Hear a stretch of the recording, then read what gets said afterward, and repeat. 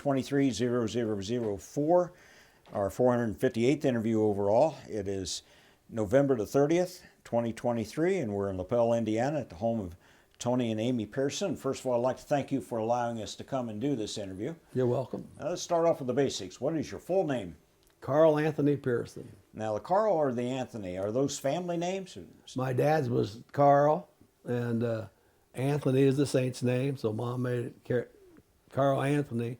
But then when Dad got yelled at by Mom saying Carl, we both answered. So they added Tony.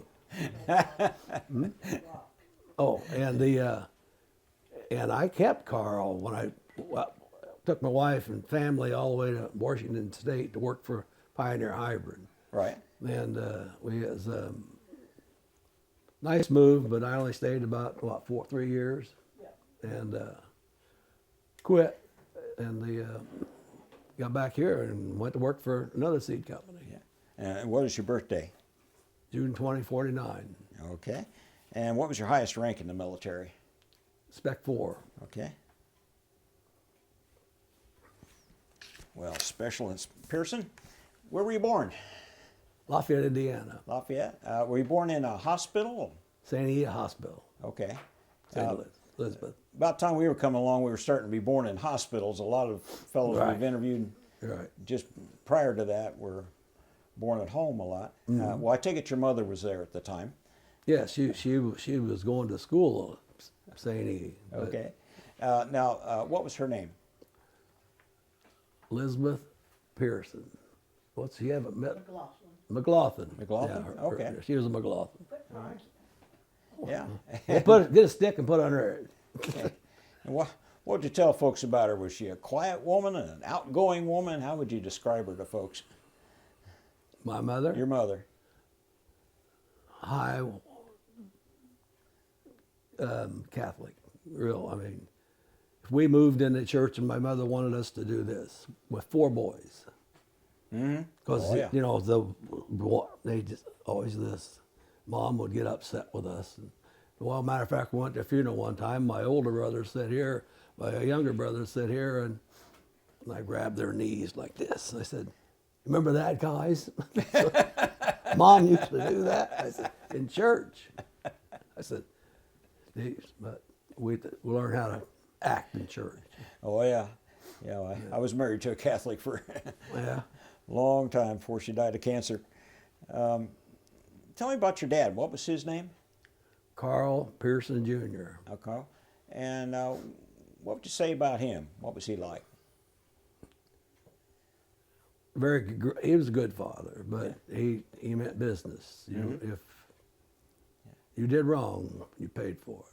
Yeah. You didn't call your mother a bitch going up the stairs, and if you did, you were chased upstairs with a belt. Oh, I'll bet. Oh, I'll bet. he caught me. Yeah. I was saying, Well, he taught you how to run. yeah, that's right. Came in handy for high school track, you know. Right, yeah. So you mentioned siblings. How many brothers and sisters do you have? I have 3 brothers. Okay. I got my older brother, Francis, Alan, and then I got Michael, Andrew, and then I have, as we called the mistake, Thomas A. Pearson. 4 boys. Yeah. Mom tried but Francis was supposed to have been a girl.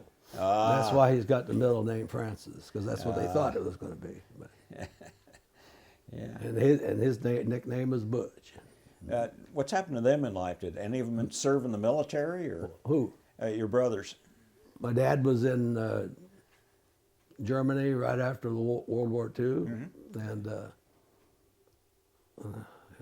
I got home from Vietnam, and they had me a card to the VFW, and the Legion, and I went to of course I was a member of the Legion in Delphi, and I went up to the bartender, forget his name, and I said, you know, my dad, he comes up here with his friends, but he can't do anything as a Legion person. He finagled it to where because his dates to join the Legion was not within a month.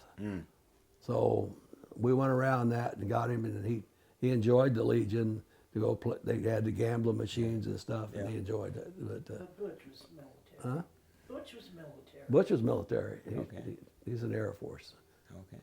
and What He was- Vietnam or he was in Japan. Japan? Okay. And he wrote me a letter when in Vietnam, and he said he wished he would have stayed home, let him draft him in the army so he'd be in a war. Yeah. No, he didn't. I mean, it's just what he was thinking. Yeah. I didn't ask for it. Yeah. Yeah. People who want to go find out different once they get there. Yeah.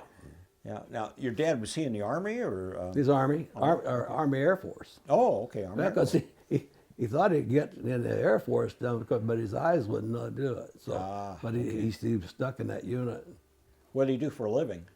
Oh, he was a steam fitter plumber at Purdue University. Okay. Now he worked at the physical plant, they call it. Everybody always goes there, Yeah. and they take you out in a golf cart to your work point. Yeah. And then they'd take you back, and I kept telling Dad. I said, and another guy I know, that cousin of mine, Schweitzer, he said, yeah, they waste more money and time taking people back and forth to work, back to work. And I think they finally stopped it. It got too expensive. But Yeah. I mean, all the people that worked in the plumbing, electrician, worked out of the physical plant. I worked out of there when I was a janitor. Okay. When I was in a junior in high school, they were hiring summer help, and I worked there for one summer. Yeah. So your dad was a boiler maker for the Boilermakers. That's right. Boiler, yeah, that's what he did with the paper mill. Okay. He was the boiler operator. All right. And that was a big deal on paper mill. Where was the paper mill? Down on the avenue, Okay. right on the river. All right. Yeah, and my grandpa worked there. His 6 brothers worked there. Dad worked there, and I worked there. Yeah. So, do you know how your parents met? Do you ever hear that story? Through your Aunt Gladys. Aunt Gladys probably. Yeah. Yeah.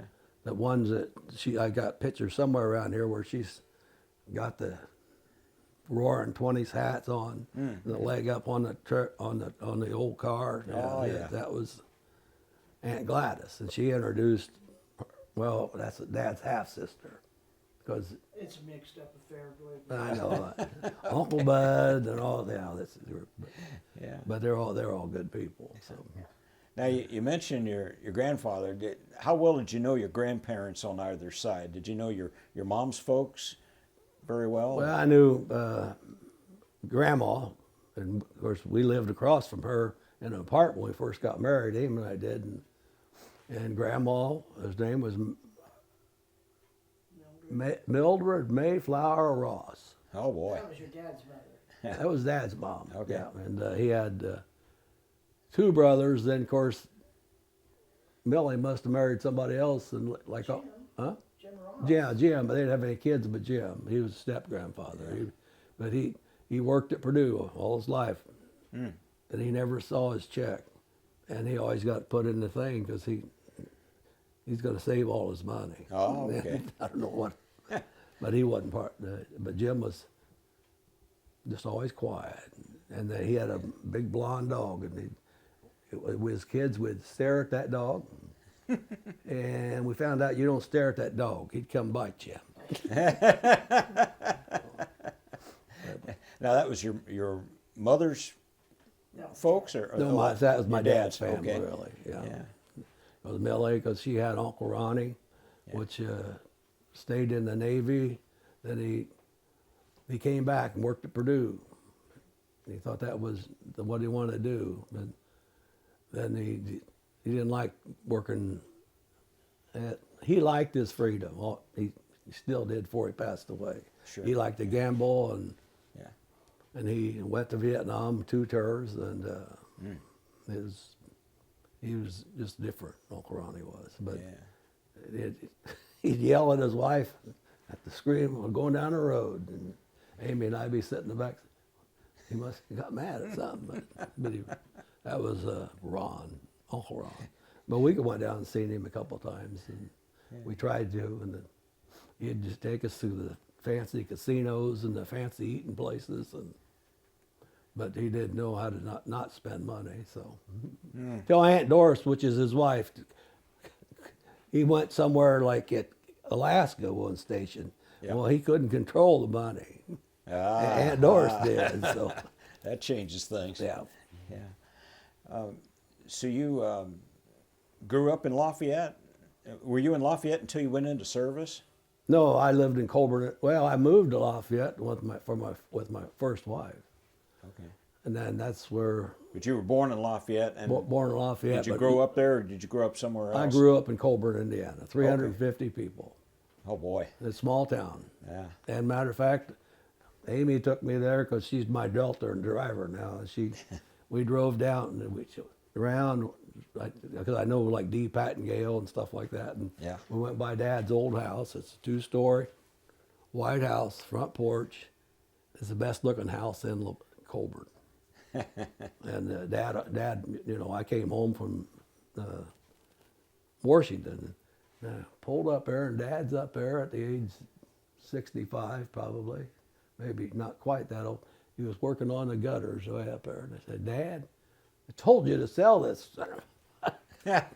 Let's go live life, you know." But Now I got to keep the house up. oh yeah, the yard looks nice, and he built a garage, and because Dad was the guy that he would have a bathroom back here, and next thing you know, it turns into a closet. And he had a living room here, and then it became 2 living rooms, you know. Yeah. And matter of fact, I helped him one day. And this one before they drafted me, and it's all plaster. So I got a touch of how you take out plaster and take all the laths out. Yeah.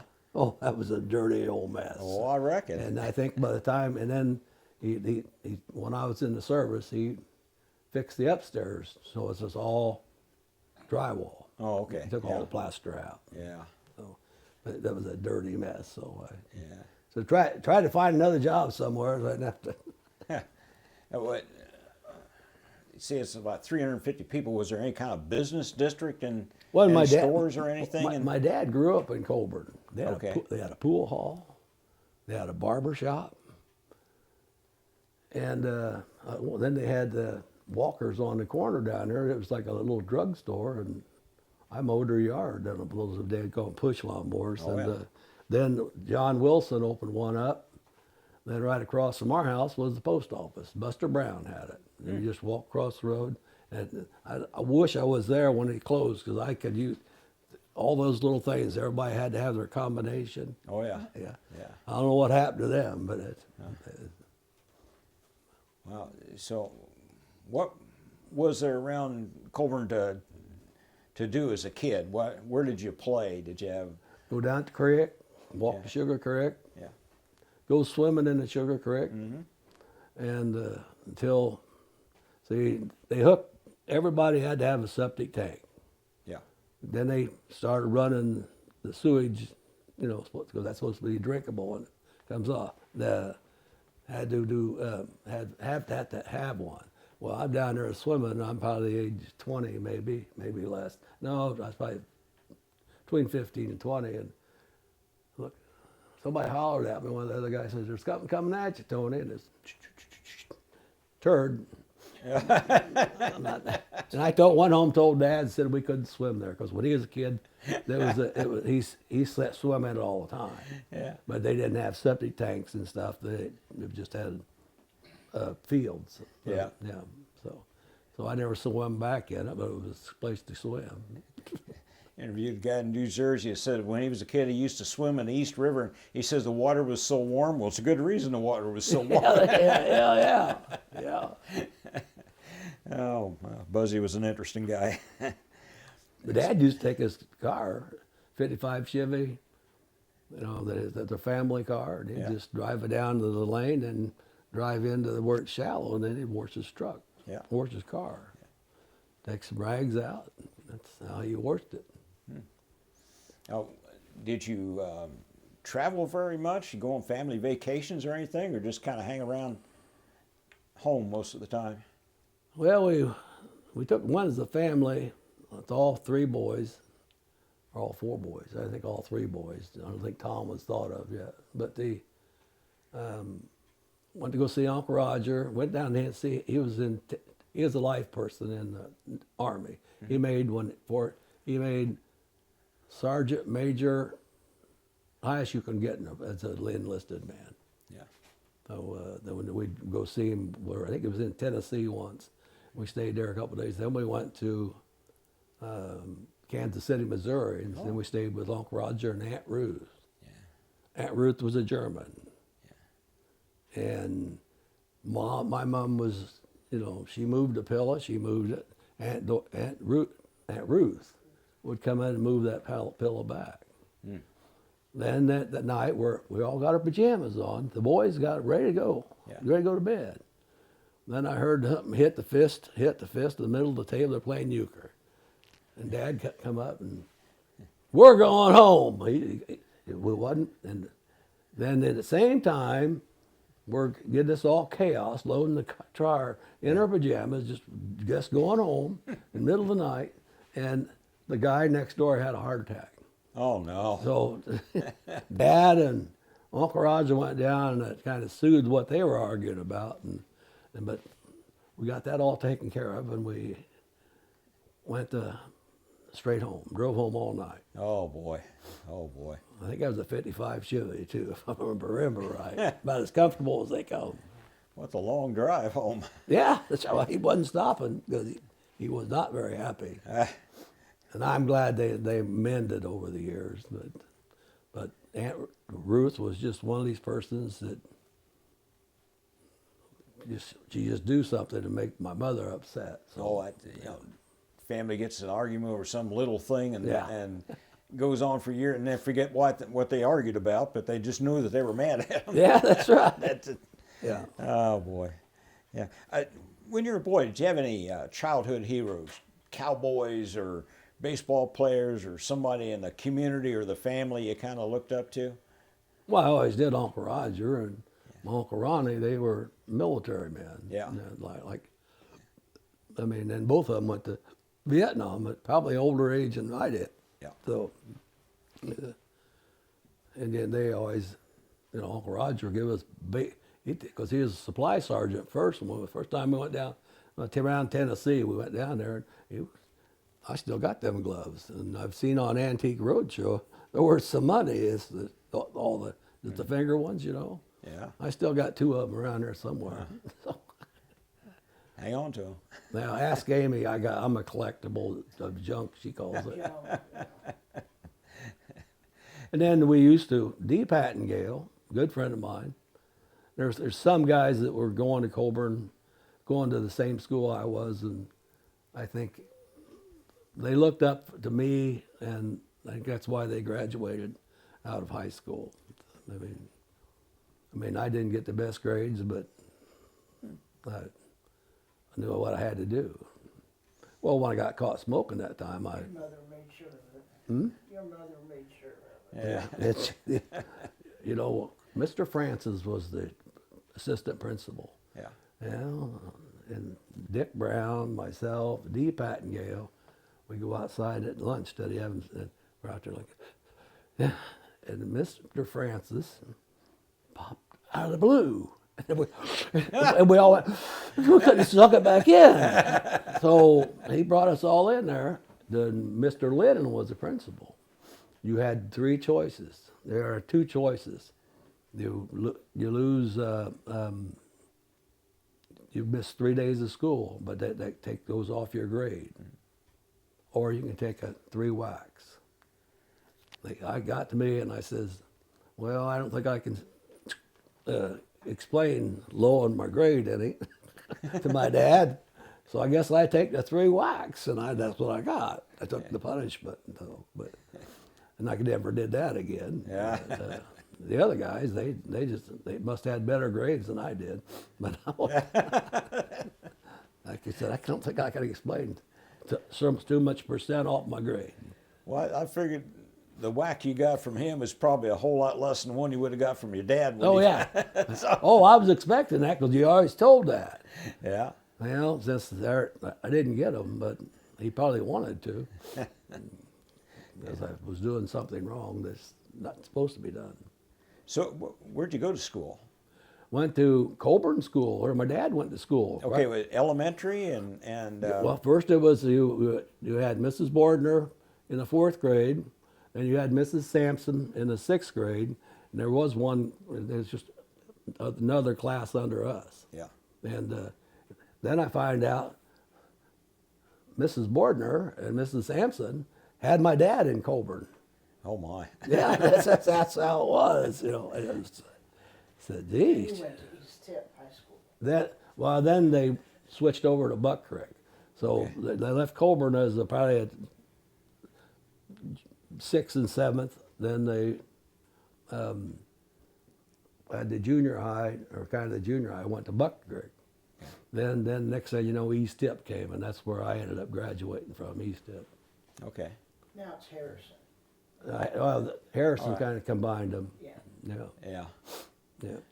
Yeah. Were you involved in sports in school or? I played a little bit of basketball, but I was a heavy boy.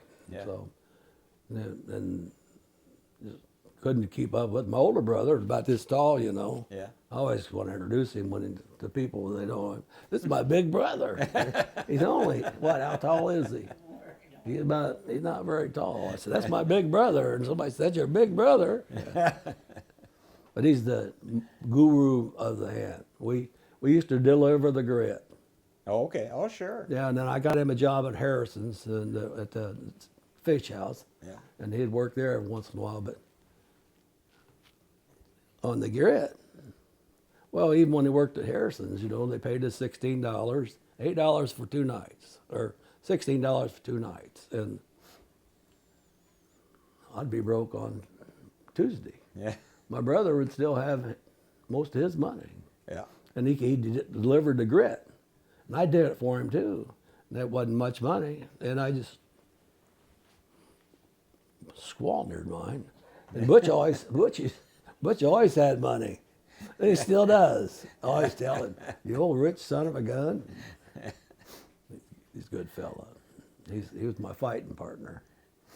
I could hit him in the nose, and his nose was bleeding, and it was over with. Oh. His nose bled pretty easy. But Dad would make us go out and do that when we fought in the house. Yeah. Get them, because my grandfather and all his brothers were all Golden Gloves back in the day. Mm-hmm. Oh, yeah. Well, it was then I got the medicine ball. Then I was trying to start a boxing club in Coburn because I got the rink. Even I don't know whatever happened to it. So I just, I think I got in the Army and I couldn't take it any place with me. So. Yeah. Yeah. But the Coburn, we did build a lot of cabins. Over on the other side of the railroad tracks. And that D. Pattingale that told you he could take sticks like this, and we got a house. And he knew how to tie the bark off and back and forth. And then sometimes some of the older guys would come tear them down, but we'd just throw rocks at them. Plenty of rocks on the railroad tracks. So. Elsewise, it was a neat town. Yeah. When I ran away from home, I didn't get far. I went down to because for Christmas I got silver dollars. Yeah. And so when I said, I'm mad, I'm leaving, and I took my BB gun and the silver dollars. But by the time I got to the store to get me a candy bar, my dad already called down there and says, don't let him spend those. I don't know where they're at. So. Long arm of the law was ahead of you. Yeah. Oh, in a small town like that, Bob Kaufman lived over here, and Mr. Miller, Melvin's parents lived up there, and they watched you. And they made you knew better to not do something in front of Bob Kaufman, the fisherman of Coburn. He'd go out and catch all kinds of fish and mushrooms. He knew where they were at, and but he would definitely tell Dad. Yeah. You know what I saw your son doing? But was it? So, were there any teachers in school or coaches or something that kind of stood out to you? Somebody that you kind of kind of helped you out along the way, or? I had teachers there to help me, but Heh. I was an average student, so I got through. Any that you really enjoyed having as a teacher? I'm trying to think of one of them, I know Mr. Lennon was pretty tough, but he's the one to give me the paddling, so I got to respect that. Yeah. But Norm Bruner was a policeman, and retired policeman, lived in a trailer right across from me, and he was into school with Mr. Lennon. He said, we used to kick his, you tell these stories. We used to kick his butt every day, that type thing. You know. But I'm trying to think, teachers, None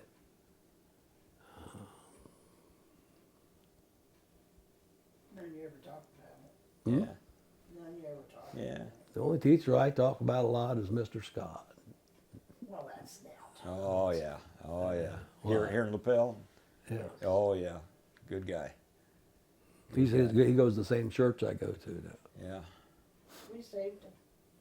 He had a heart attack around his house. Yeah. And Tony and I, he did CPR, and I ran and called. We got the highest award in there. Oh, for heaven's sake. From the American Legion. Oh my word. I mean, I've studied or off and on with works CPR. Yeah. But then you don't use it. Yeah. And I go there, and Mr. Scott's, we just coming from the Legion from the drawing, and I pulled over right quick, and I got down there, and He was laying out Mill Street. He's a- Purple. Oh my. and I said his lips were turning blue, and I said, and I started giving him mouth to mouth and pumping on his chest. Yeah. But I knew I wasn't breaking anything either Yeah. because I wasn't doing it properly. But Yeah. and I did. We're very close now. What? We're very close to him. And Oh, he hugs me. He calls me brother. He calls me brother. yeah, we go. Calls me brother. But that's just. You're going to save a life. You picked a good one. Yeah, he's a sweetheart. Yeah, he was. He's a great guy. What's going to ask? So, when you were in high school, what, you graduated, about 1967 or so? 67. Yep. All right. You're right on the money. Did you know what you wanted to do once you got out of high school? Well, you know, at that age, you're probably in that same. You probably knew what you was going to do. Yeah. You'd be drafted. Yeah. And of course, then I got married, and I was not 1A, I was down a little farther because she couldn't travel. Yeah. So, and elsewise, I was just going to go to work. I worked at a lot of paper mill. Then I worked at the Fairfield Manufacturing Company. Then a guy talked me to work at the paper mill, and I did. And then I ended up building pole barns. What'd you do in the paper mill? I was beater room engineer. I mean, because I run the beaters first, then I run the big beater, or you don't fall in it because you will. Yeah, that would. Then you put all these chemicals in it, and then it stirred up, then it cleaned out the metal and stuff. Then you still took it up, or it went over all the rolls and so forth to the hot end, and they were drying it. And I didn't want to work at that end. But my grandfather was the superintendent, so it didn't matter. Okay. So, but then when I came back from the union president, Earl Weatherford, when I walked out the door, he told me, "You got a job when you get back." When I got back, I bumped 3 guys out of the beard room, became the foreman, highest paid back there. So, but Wow. I did it, but I didn't have to crawl down in the hole again anymore. You got to go down the hole and where the wet paper comes in and all this stuff, and then that's where you find your dimes and your rings and stuff. Or in the bales of Sears Roebuck. Those bells are real, Sears Roebuck, we always like to get those. Huh. Because you chop them open, you'll find all kinds of jewelry and stuff Yeah. that they just bail this stuff up and they don't care what's in it. And you're tearing it down, putting it in the computer. And you're looking. Then when you see the guys from the front, these guys that, that work the hot edge, Yeah. they come back with it. They have pliers in their hand. Well, there must be a bale of girly magazines came in, and they go back there and cut those wires, and they'd be scattered all over the plant. I said, and Dad said they still do that, and I said, yeah, if these guys get it. Well, I admire guys respectful of women. Yeah. Anyway. All right. So you worked in the paper mill until you got drafted, or you worked another job in there? No, Between high school and getting drafted. Yeah. I worked at Kroger's for a while, but because Uncle Roger came home he retired from the military. Yeah. At a high rank. He lived in Lafayette, and then he got a job at Purdue. Or not Purdue, but at Kroger's. The best paying job he could find. The only problem is he liked to play poker. Yeah. And then him and the head stock boy was Uncle Roger's boss and my boss. And then semi would come in, and here come Mr. Kerber in the morning and ask why the truck wasn't put up yet. And the head stock boy says, that new guy we got. That was me. He said after the second truck didn't get completely put away, the head stock boy says, well, it's that new guy. I put what I had up.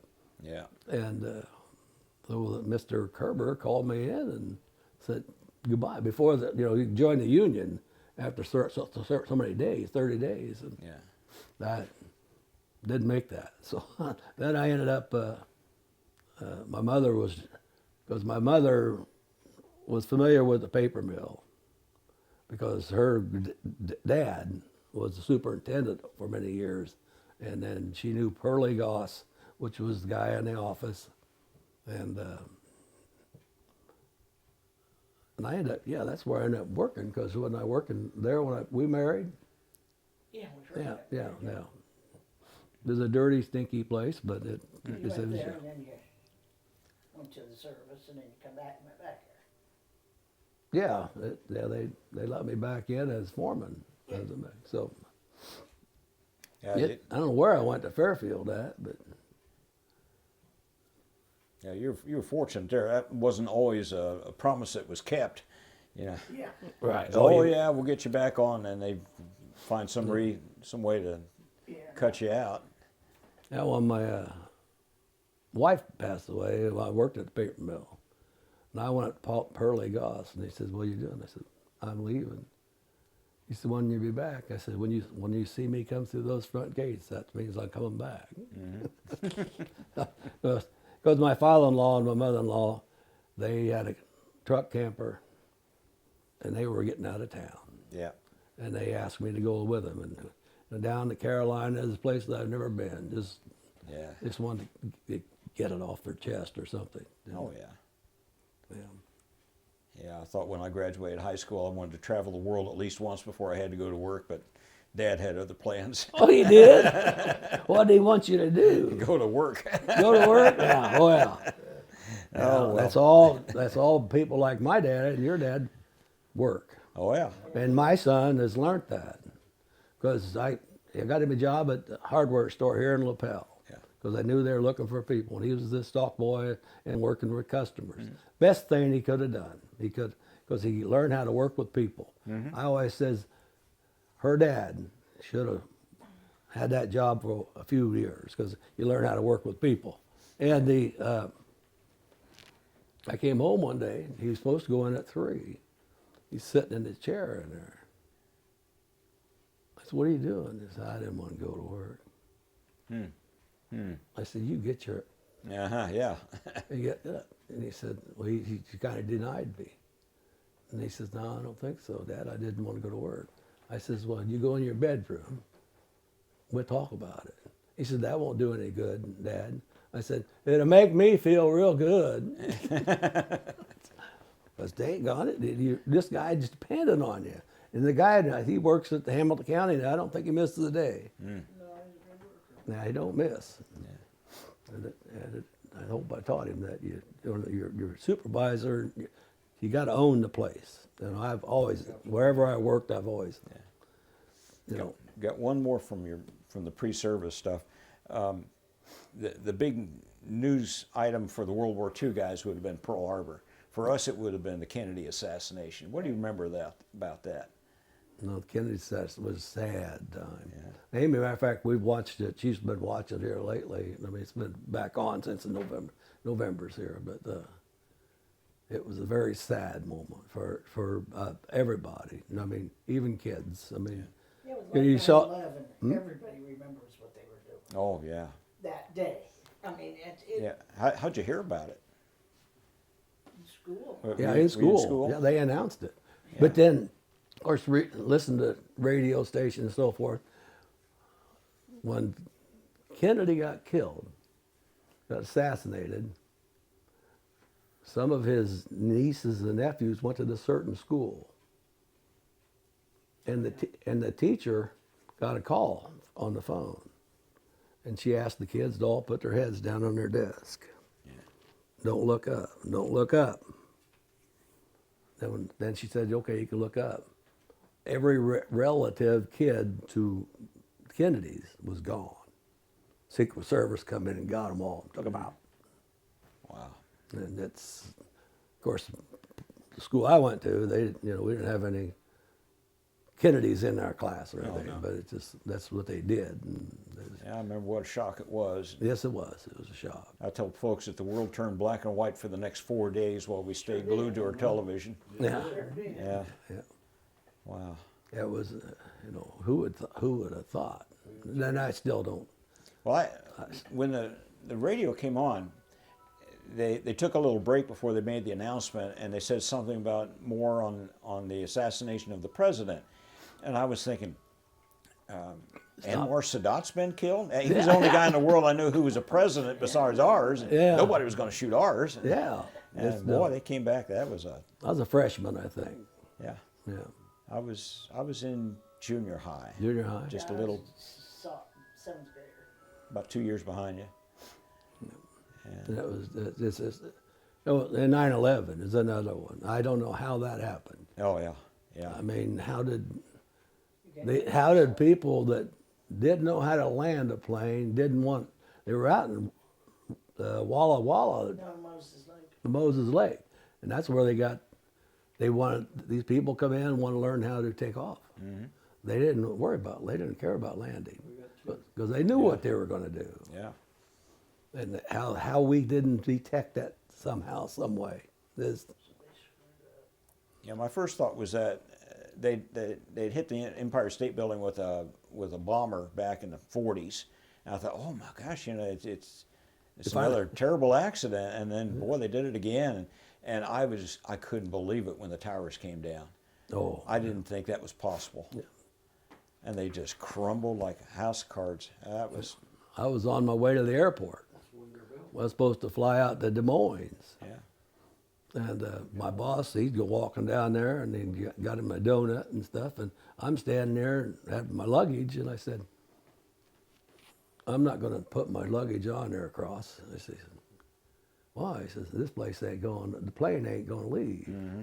And there was people talking about everything that's happened on the news, talking on their phone. He said, now that's the Pentagon, and now that's the people in Pennsylvania. And then said, we ain't going nowhere. Yeah, you're smart to figure that out. Yeah, I said, I didn't want to get on a plane and not know where I was going or get shot out of the air. There you go. When did you actually go into the military? January '69. No, December 3rd, December 3rd, 69. 69. And were you drafted or did you enlist? No. I was a RA. No, that's regular Army. Okay. I had to, when I go through the mess hall, I had to holler U.S. because I'm a They drafted me, and I'm part of that. Okay, Yeah. all right. You had to holler that every time, and then I think the RA, that means regular Army. It means you asked for it, I guess. Oh, yeah. But you got drafted and then Betty died and then. Well, yeah, that's what. Betty and I got married in January, and she had the heart thing, and then she, her dad was very, whenever she called her dad, he was there, but she said she passed away in July. Oh, my. Yeah, and so then they put you back on top of the list. Yeah, once she, Oh. but then see, I knew I had to go down to draft board. Oh, boy. And Lafayette's a big town, but I didn't think they were that small.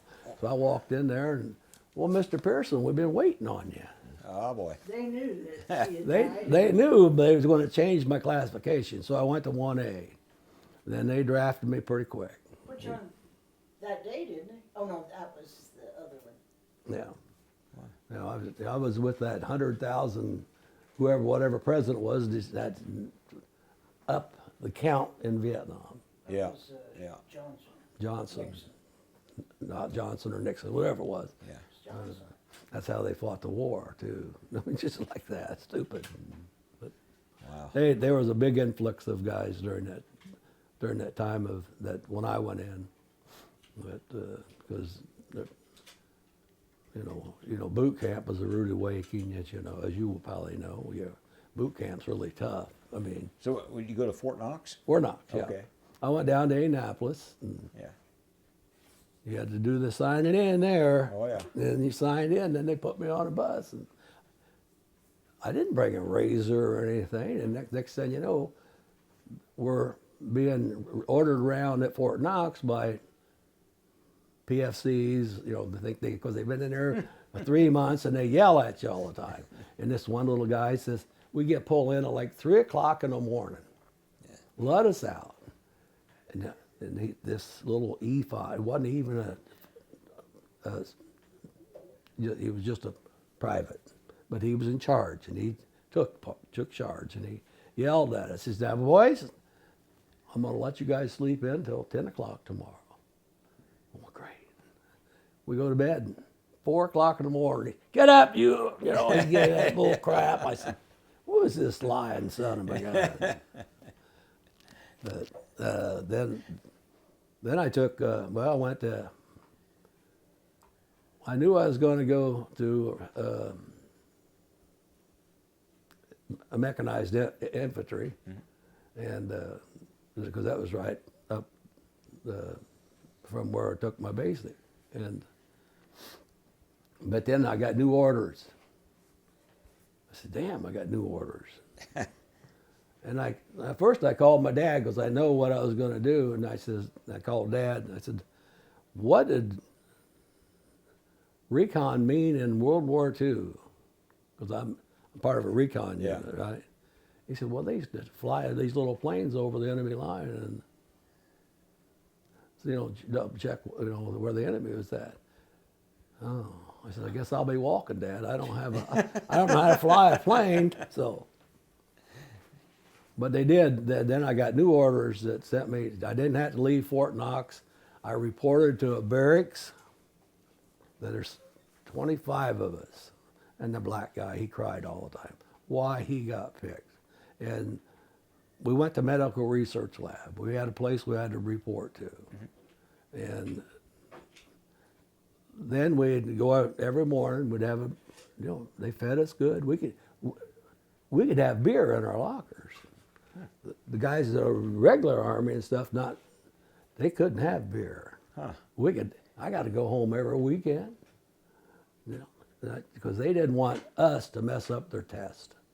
And the only person, we had a Specialist 5, I think there was a sergeant above him, and they all answered to the Surgeon General.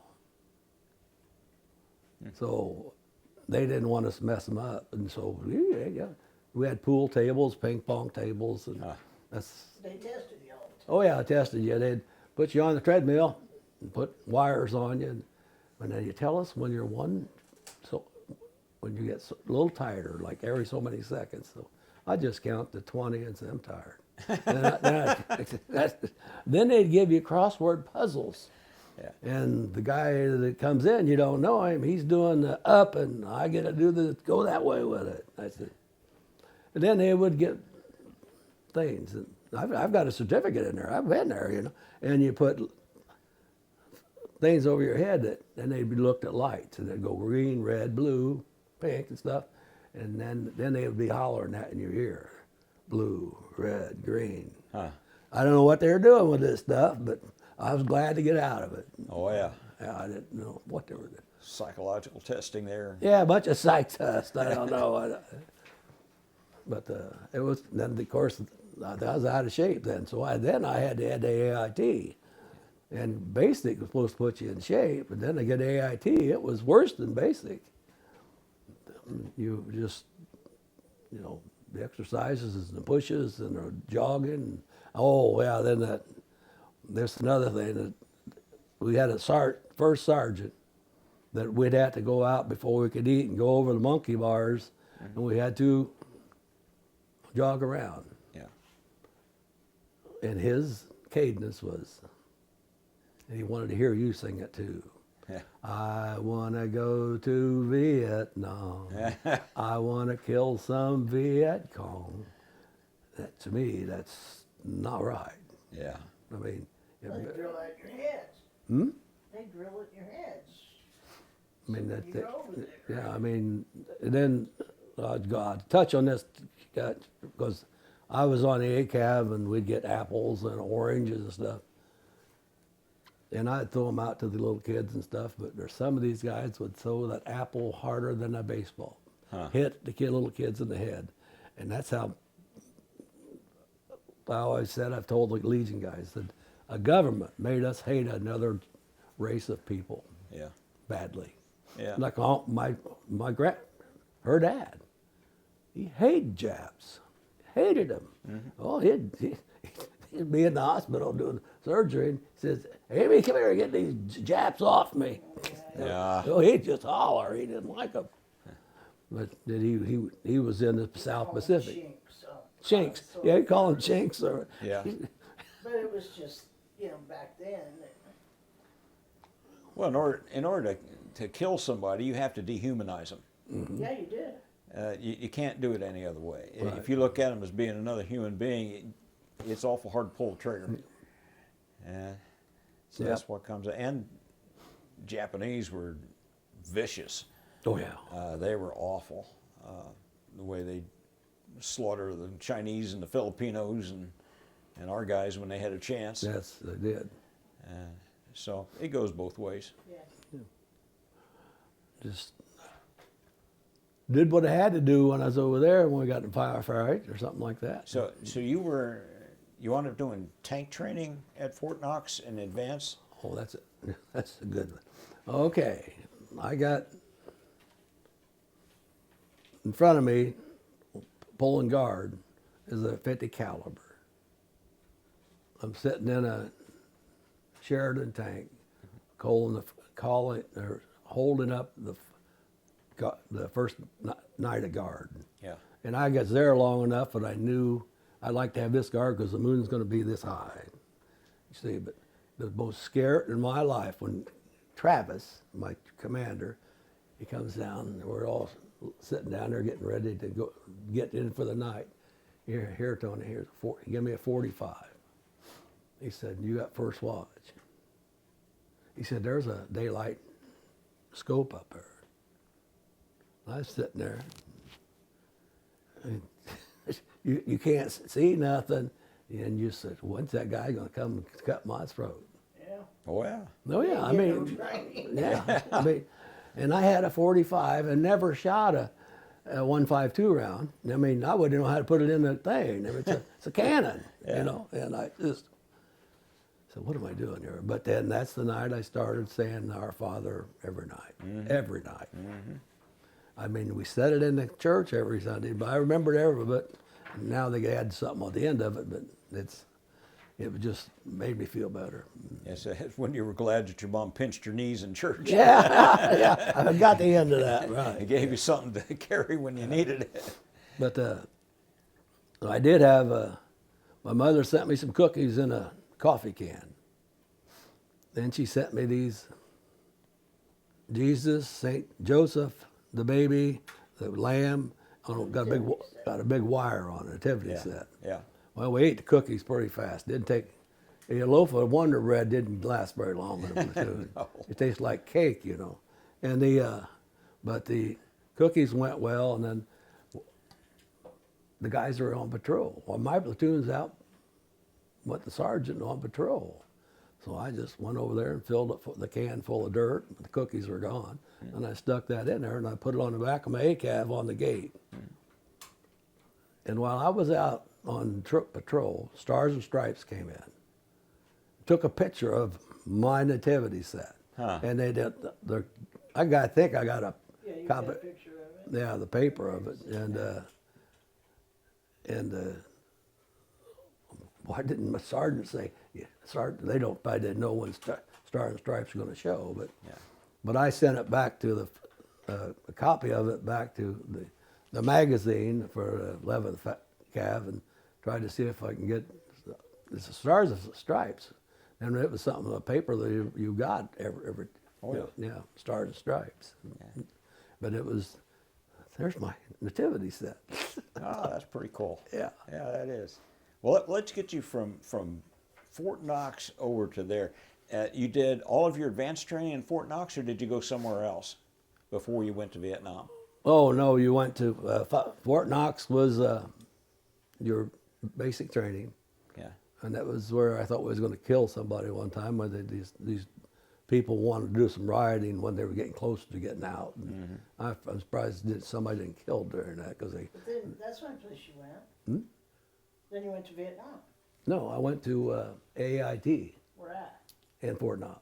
Yeah, you That's- never Okay, that's but what he that's asked Fort you. Knox. Yeah. Fort no, Knox. no, that's Fort Knox.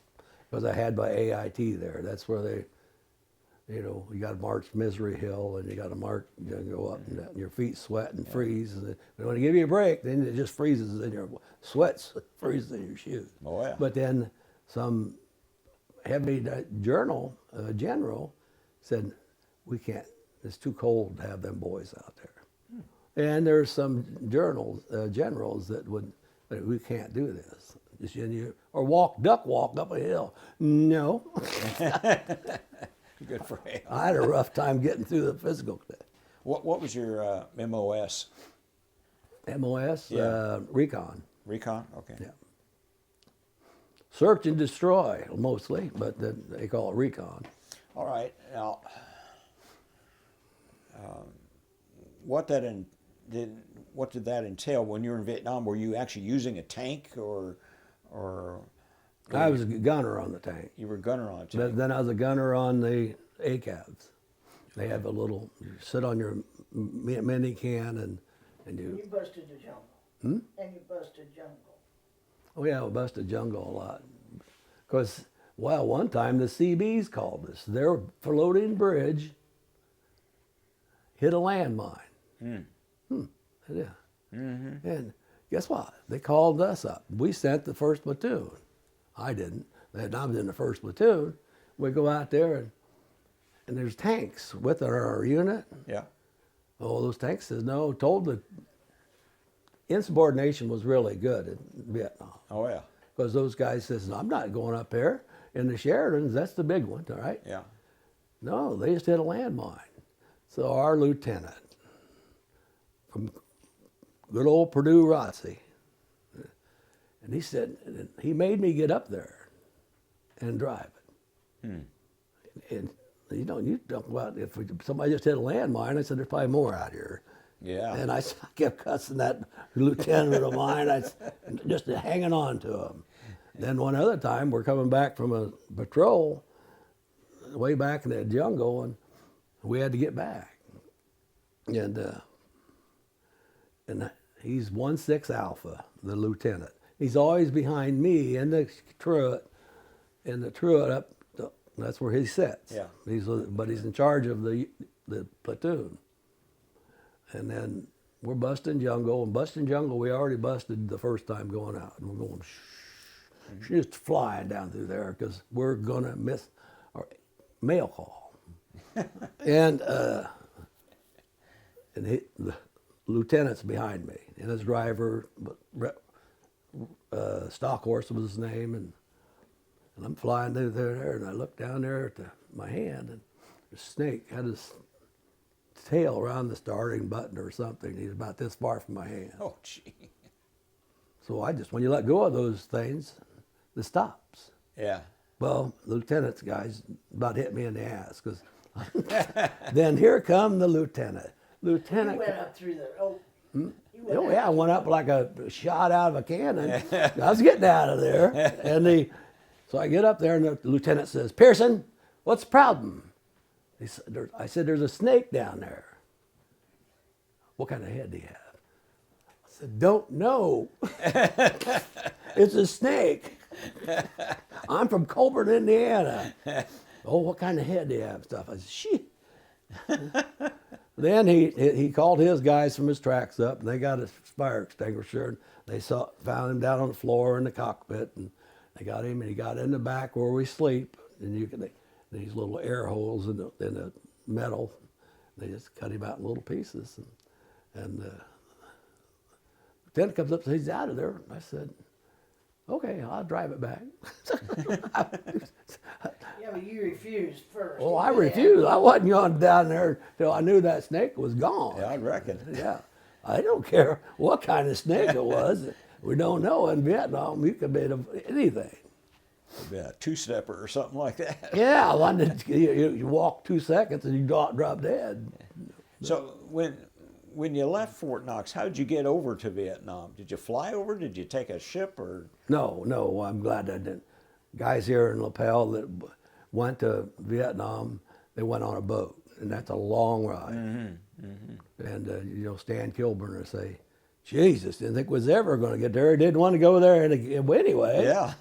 And and you just like letters I've got. I was drafted, and I'm going to go fight a war I don't much about, and they called me brave, but I just don't know what I had to do. But You flew out where? Purdue? yeah, I flew out of Purdue. My dad and California, wasn't it? my first father-in-law was there, and my brothers were there. They said goodbye. And where did you land? Where did you actually enter Vietnam? Well, we went to Japan for a little bit, then stopped, or Alaska. We stopped in Alaska. And the same way we came home. We stopped in Alaska. I think maybe one of them stopped at Tokyo, too, but we didn't get off the plane. And, then when we come back, it was, they landed at San Francisco. Okay. We had a real good coming over there. Oh, I bet. Baby killers. Spit on you. Yeah, it was terrible. Yeah. And that's why I always tell another veteran, welcome home. Mm-hmm. But we didn't have one before.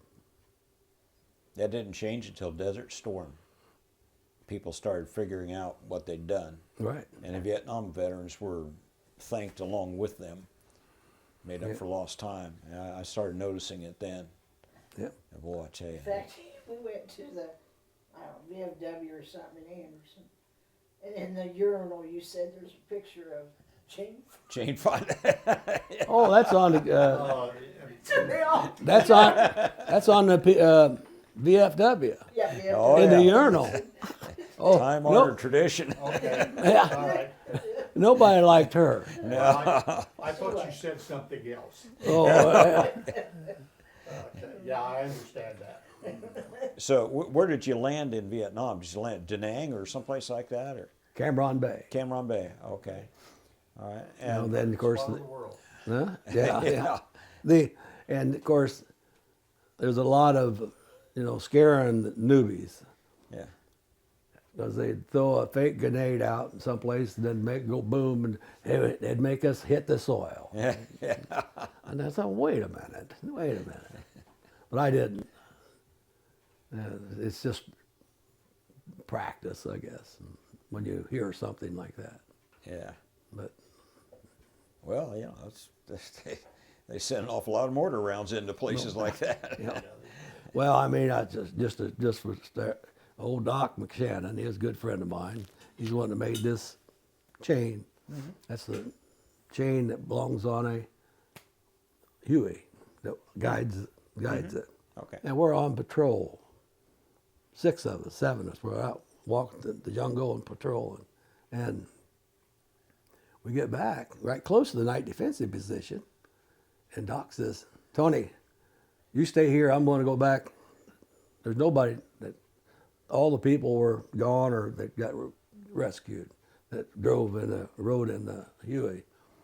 He goes back, he goes to the night defensive team. It was right over there, not too far. And he brought a pair of pliers back, hacksaw, and so whatever tools he needed. And he just sit in the back, cut that Huey's back off, and then pulled out this chain.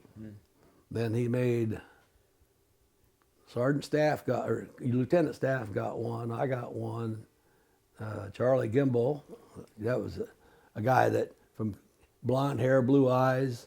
He put alcohol on his face every night because he didn't want to get pimples. He was gorgeous. He was a gorgeous kid, but I said, yeah, I got pictures of him. yeah, Gimbal. Then I had that made for him. He wore it. It was hooked together with wire. When Yeah. Doc made them, he made him one for Lieutenant and Gimbal, myself, him, and of course they had used stainless steel wire. And they put it on there, and I wore it when we got married 70 years ago. Oh, 50 years ago. Yeah. That's kind of And then jewelry. it broke, so I took it to a jewelry store about 4 or 5 years ago and had it made into a, they put a clasp on it. Put a clasp. And I've lost it a couple of times. That's around this house is shut down. I either dropped it in the truck or dropped in the asparagus. Yeah. So I go out looking through the asparagus, and my son comes home. He looked in the back seat, and there, when it came back, it fell off my arm. So it's very precious. And of course, Heath knows it's his when I'm dead. Oh yeah. Yeah, that's more precious than anything they got at Tiffany's. That's right. Oh yes. I understand. Oh, that. this is when they made it. They said, this. Oh, that's very expensive. Of course, during wartime, you buy a hammer. It's very expensive. And then this must have been real expensive for the Hueys, I suppose. But it's the military. Anything you buy in the military. And then my son looked it up one night. Let him see it when I got home. He said, Harley Davidson made that. No wonder it's so expensive. Oh yeah, I reckon. Because they say it's got some sort of alloy and all this stuff. And all I know is it's a timing chain, but it was on the rear of a chopper, a Huey. Now, did you have a base that you flew out of? You go out on these missions and come back to that base? I mean, what was the situation there? No, they would just load. They were good at taking trucks in. Yeah. Trucks. Well, I got to see Bob Hope. He's only that big. Oh, really? He's not very, very tall. But Doc McShannon and I, we got picked out of our platoon to go back and see Bob Hope. Where was that? That's, I think, Long Bend. Okay. That might have been probably Tonsonute. Tonsonute was a big place. Okay, yeah. That was, when I got back through Tonsonute and saw a blonde, driving a white 68 Chevelle, which I left at home. I said, now this is something's wrong with this picture. And You were out in the woods all the time, or jungle, right? Well, but we worked with the Rome plows. They would make big berms for us. I mean, they were nice working for the engineers. They had these Rome plows, big, and they had their base in the middle. Okay. And then our officers were back there with them, and they always had good food and everything. They had the best. Yeah. Or the Seabees do have the really good. We got into them one time. They didn't want to let us in, but our lieutenant said, we're coming in. They had steak that night.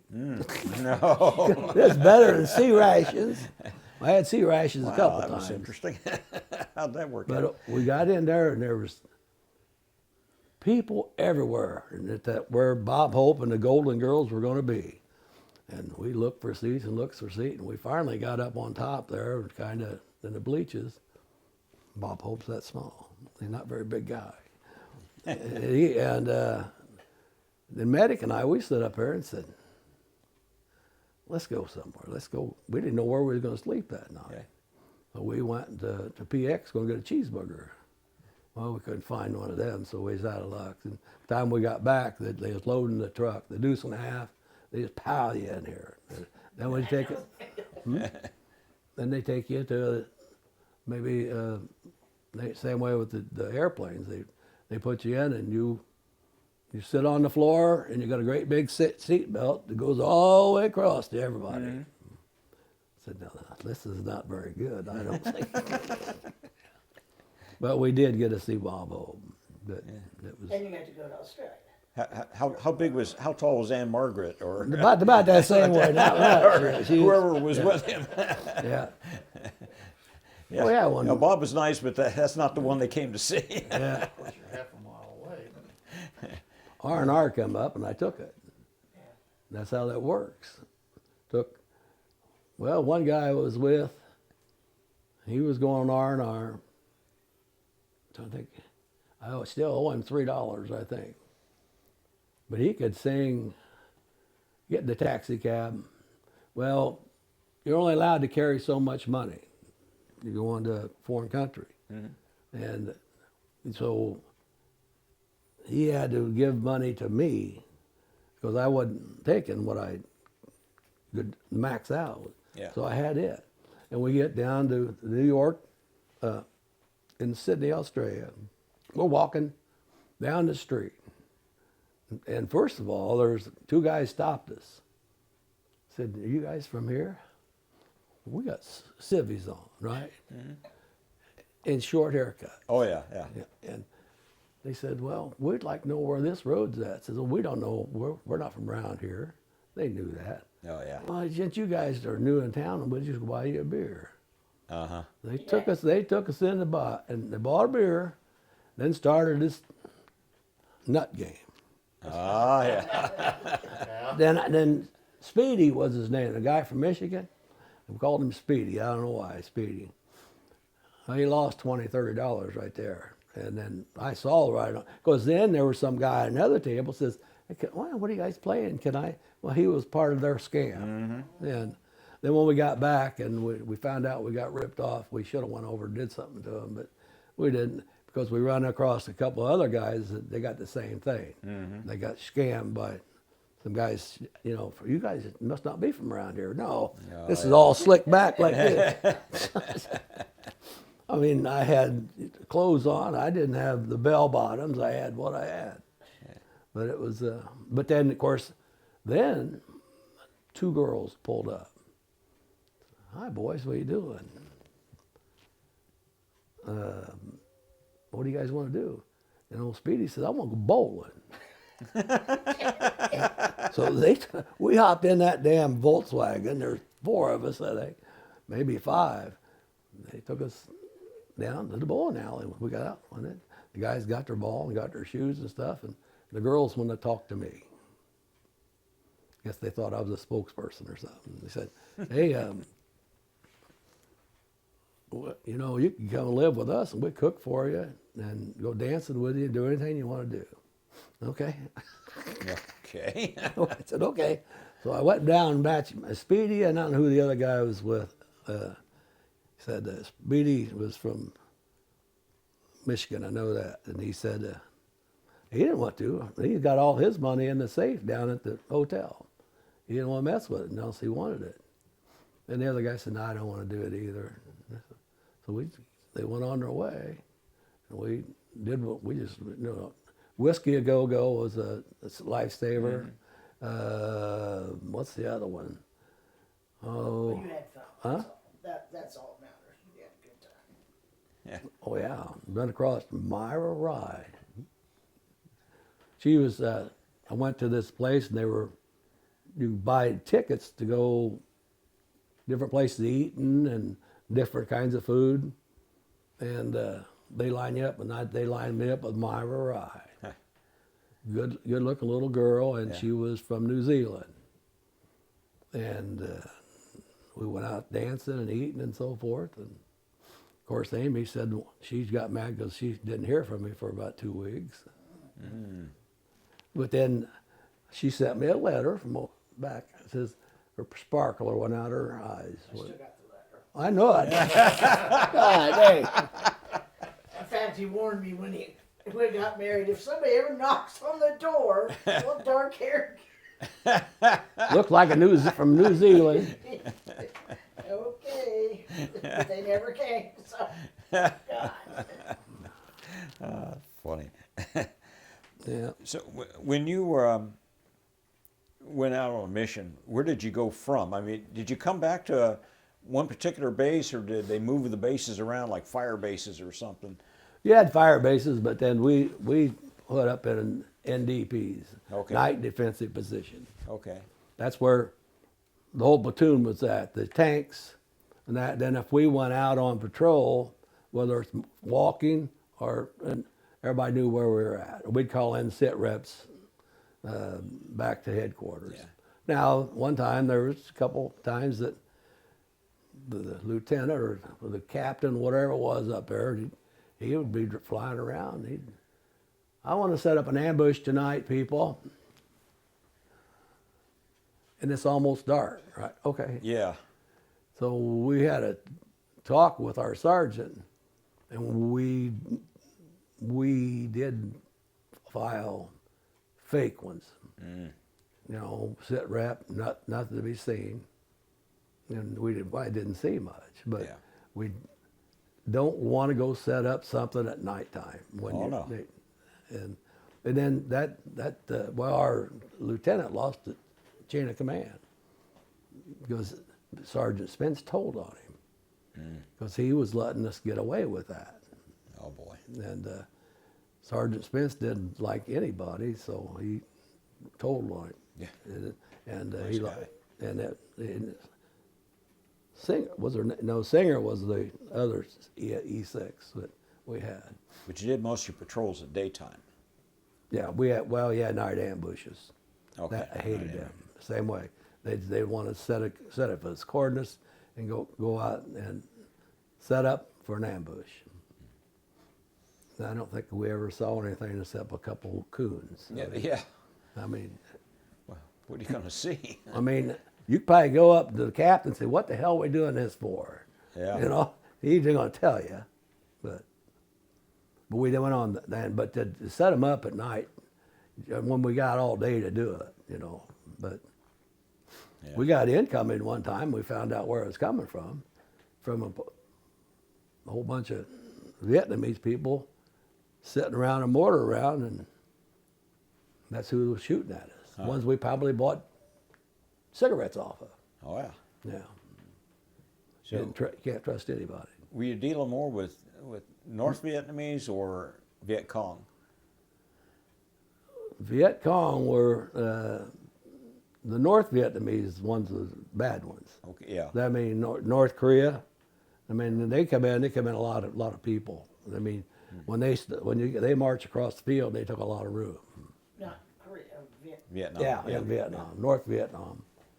But now, I had a Kit Carson scout. Well, most platoons had a Kit Carson scout. Sang was a super guy. He's wearing his helmet. We're on patrol in an area. I got my helmet on. We're out in the boonies with the M16s. He's got his on fully automatic, his M16. Yeah. Mine's on fully. But if he's going down like this, as happy as go lucky. It's his home.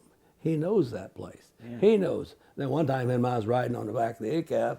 We're going back, taking somewhere in the same area. Sang said, blah, blah, blah, blah, blah, blah, blah, blah, blah. Took his 45 out. He's pointing at two people on a motorcycle. I said, no. Taxman. Well, he knew it was taxman. I didn't. But I didn't want him to shoot anybody. Yeah. So, he got madder than hell at me. No, because I stopped him from shooting him. Were they bad? They were at north of they had Viet Cong and North Viet. They would come into the village and take soldiers. They take people away from them, or take food and money, whatever they do, and that's what they did. I mean, Kit Carson Scout was just old thing. He was just.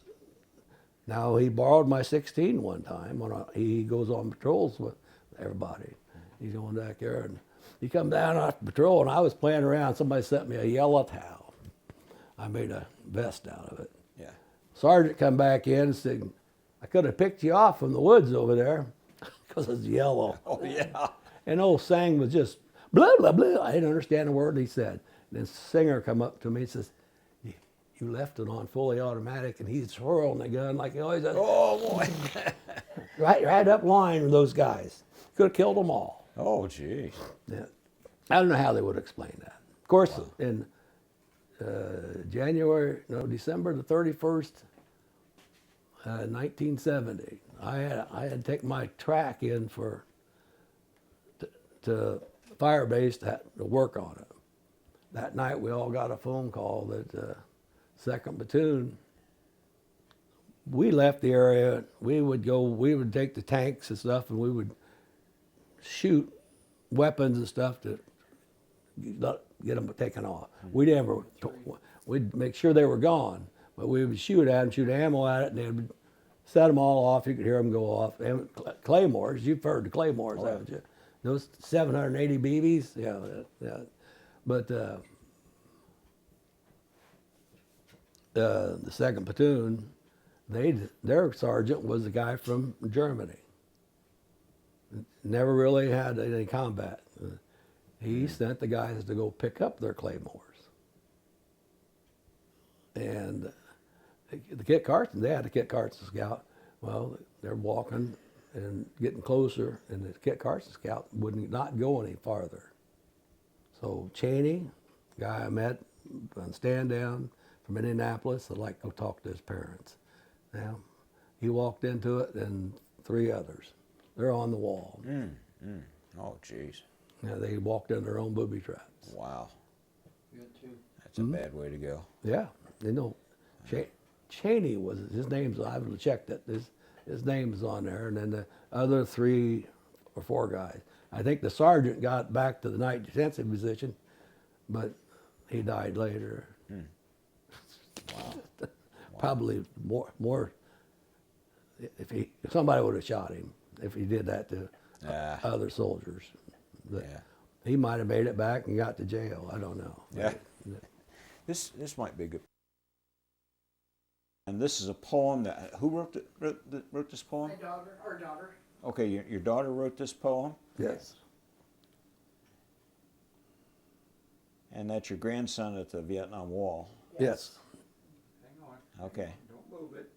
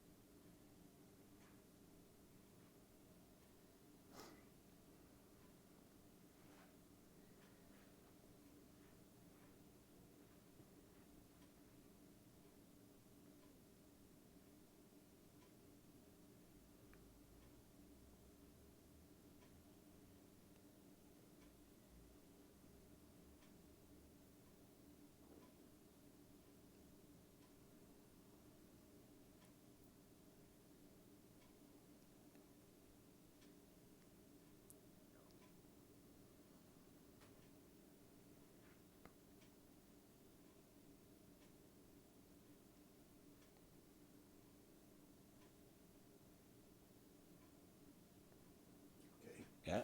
Okay. I think we got enough of it. Yeah. It might even be readable. I'm getting to be a wobbly tripod these days. Tell me about it.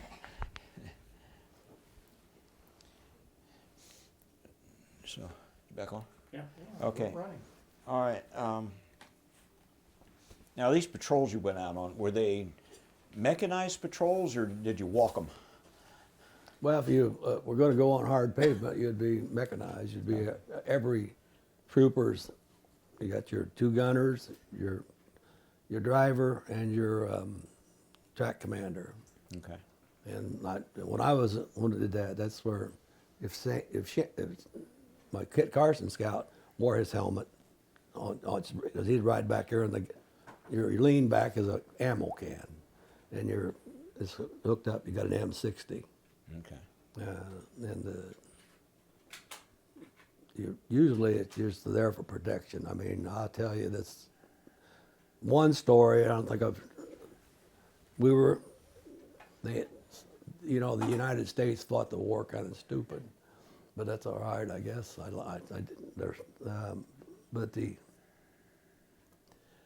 They dropped. We were all in an area. You know, the first platoon was over here. Second platoon, they were within calling distance that we needed help because we did a lot of securing of roam plows or when they were busting jungle. But on a patrol, you're out there. And they dropped these pamphlets. These choppers did. I could see them, and of course I couldn't read their language, but it really said, if you stay out of this area because it's and tell them not to be there and not to be there and not to be here. Yeah. Well, one morning we took off on patrol with a tank patrol, and I had to lead the way. And we got off the main drag. We're on a dirt road. And lieutenants, and he's up there on top. I don't think he saw it, but we followed 3 bicycle tracks all the way back. All the way back to where they were dead. Dad, Grandpa, and a boy. They walked into our ambush. That's Claymores. Claymores is shoot 750 BBs out. And it takes them out. But the closer I got to that, I knew that was what was going to be there. Then I was having trouble with my idler wheel, and the lieutenant wanted me to. There's civilians all along the road. They wanted me to drop my tailgate and then put them on there and take them back to the rear where they were dumping them in a big hole. And I said, no, I can't. I lose my wheel out there. I said, somebody's going to throw a grenade in my hatch because they don't like what they see. Because you just got them on the back tailgate. So they moved them to one that could close. Because I wasn't going to do it. Yeah. I noticed this is, what do you call it? Things you shouldn't do in the service because you couldn't get in the brig. Insubordination. Insubordination. Insubordination, and heard a lot of that. When that sergeant come around, a medic and I, and we're sitting there drinking water out of the canteen or whatever, and Spencer was his name. He was a total lifer. He said, you know, you guys have to drink that water before you shave with it. I looked at the medic. He looked at me, and we're going to shave. And we did. He never come back and check on us, so that's all right. But then the dismounts were a little scary. I mean, you don't know. Hell, it's not like walking around lapel, but it's to the Vietnamese it is. And we had one time. You know, we had guys on Proud Mary. Proud Mary had 350s on it. One at the tank commander, and then instead of 60s, they had 50 calibers. And the driver had a 50 caliber. When it opened up. It could take out a jungle. Called Proud Mary. They played guitars, and they always played the Proud Mary song. Yeah. Yeah. Now, of course, then we opened up our CPACs. That's when they'd send you cigarettes and your paper to roll your own. And our lieutenant would send the paper you roll your own to Proud Mary, because they're the only ones that roll their own. Because they did a lot of marijuana, I guess. I don't know. Those guys were a different brood of people, but that's who you learn. You learn that in the Army pretty quick. Oh, yeah. Yeah. even in basic, he said, well, where'd some of these guys come from? How close did you get to getting killed or shot or anything like that?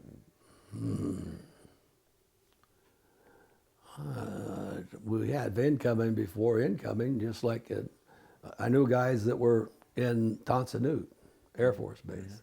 It's like Noblesville. It's huge. And they would get incoming, and it'd be 5 miles over there. Those guys got pins for being in combat. I mean, it's like here to the other side of the lapel. I thought you had Yeah. that in your back. Oh, well, I went and bought me one, by God. I was in it. thought you had sharp metal or something in your back. Oh yeah, that was we were chasing VC, and we got up on this big hill and we all opened up. And the stupid, being the driver, all I had is the grenade launcher, Yeah. and I was pretty good at it. I could hit the top of a tree and stuff. And the dummy over on this ACAV was shooting at trees too, but the tree was too close, and the shrapnel was coming back on me. Oh, And I kept feeling something, and I said, Jesus. Sounds like somebody else I know. Then the old Doc McShannon come over and says, "Yeah, got everybody all right?" And I said, "Well, it's kind of burny back here," and I screwed up. Yeah, you did. He said, "Well, let me tape it up and bandage it up for you, Tony. And there's no metal in it; it just guards you." He said, "I get you turned in a Purple Heart. You want one?" I said, "No, come on now. If I'd known what I know now, oh yeah. you ain't shitting, I would have. I'd wear it proudly." That helped a whole lot. Yeah. Fighting a VA is kind of a pain in the ass. We're fighting the VC and then you're fighting the VA. Yeah. They sent me a letter the other day. And I got to talk to somebody at the Legion or at the headquarters. I've got some good, these volunteers down there can keep track. I could go to the one in Anderson and talk to this guy, but when he pulls it up on the computer, it's coming from Indianapolis headquarters. Yeah. So I want to go down and talk to those guys. I've dealt with most of them, and I just want to say, hey, He does get a small pension because of Agent Orange. no, my pension is from sugar. That's Well, Agent Agent Orange. that's Agent Orange. Yeah. And but then the new PACT Act, they sent me down to Carmel. Got lost. Go to because the VA they can't keep up with all the guys that need to be checked. Oh, yeah. So they sent me down to Carmel. Got lost like hell. So I finally, my son-in-law, I followed him down there, and I went right in. Saw one woman, she took my blood pressure, and then they sent me in another room, and this one woman took my blood pressure. Because hypertension is part of that PACT Act. My son-in-law, he just went down to Noblesville, and he had burn pits over in Iraq. He wasn't deal with that. Yeah. Well, he ended up coming out of there 60%. Then all I get is Agent Orange. Yeah. Agent Orange and hearing. I mean, I got earplugs they supply and batteries when I want them and stuff, but as long as I can still hear. Except when they fall out, and I don't tell her, she gets a little pissed. Got your hearing aids in? I said, yeah. But patrols were their own. What was going to happen? Don't know. What I didn't like is night ambushes. We've done that, and we'd set up. And we was on a rock one night, a big rock. I mean, bigger than this house. That's where they wanted to set up. The only thing that happened to me that night is I had a dream, and that rock made it happen. Then I woke up the next morning and I fell asleep because the guys didn't like me all night. I'd fall asleep and start snoring. So they didn't like me on with them. So, but it was a good experience, I guess. And then the last thing, they put me guard duty. I've been out in the field the whole time, except we went down to stand down. And we went, and they had a big mess hall. We took over an old fire base, And the Arvins was over here in this 10-foot fence. They were over here. Well, they got our first sergeant. I never met the man. He carried a double-barrel shotgun. Well, he heard something in the mess hall, and they got a gook. Arvin. They were Arvins, really. Yeah. They were over there in the mess hall. Sergeant blew him away. So then before I get, 3 weeks later, they asked me to be on guard duty. Here, take this 45. I put it in my pocket, just set it down there, and I'm walking around. Next thing I heard the food cans that like rattling. Yeah. They were handing them up over the fence and throwing them down. Yeah. I said, "Whoa!" And I pointed that 45 right at that guy and says, "I don't want to shoot anybody." Yeah. So I just shot it in the air and everybody come out. Everybody come out. So I got everybody's attention. Jesus. I mean, the guy's hungry. He wanted to get something to eat. So Yeah. I could have had him, but I didn't need any personal kills. So I didn't want that. I hear that. I know when you're in a crossfire or in a firefight, you just shoot. Yeah.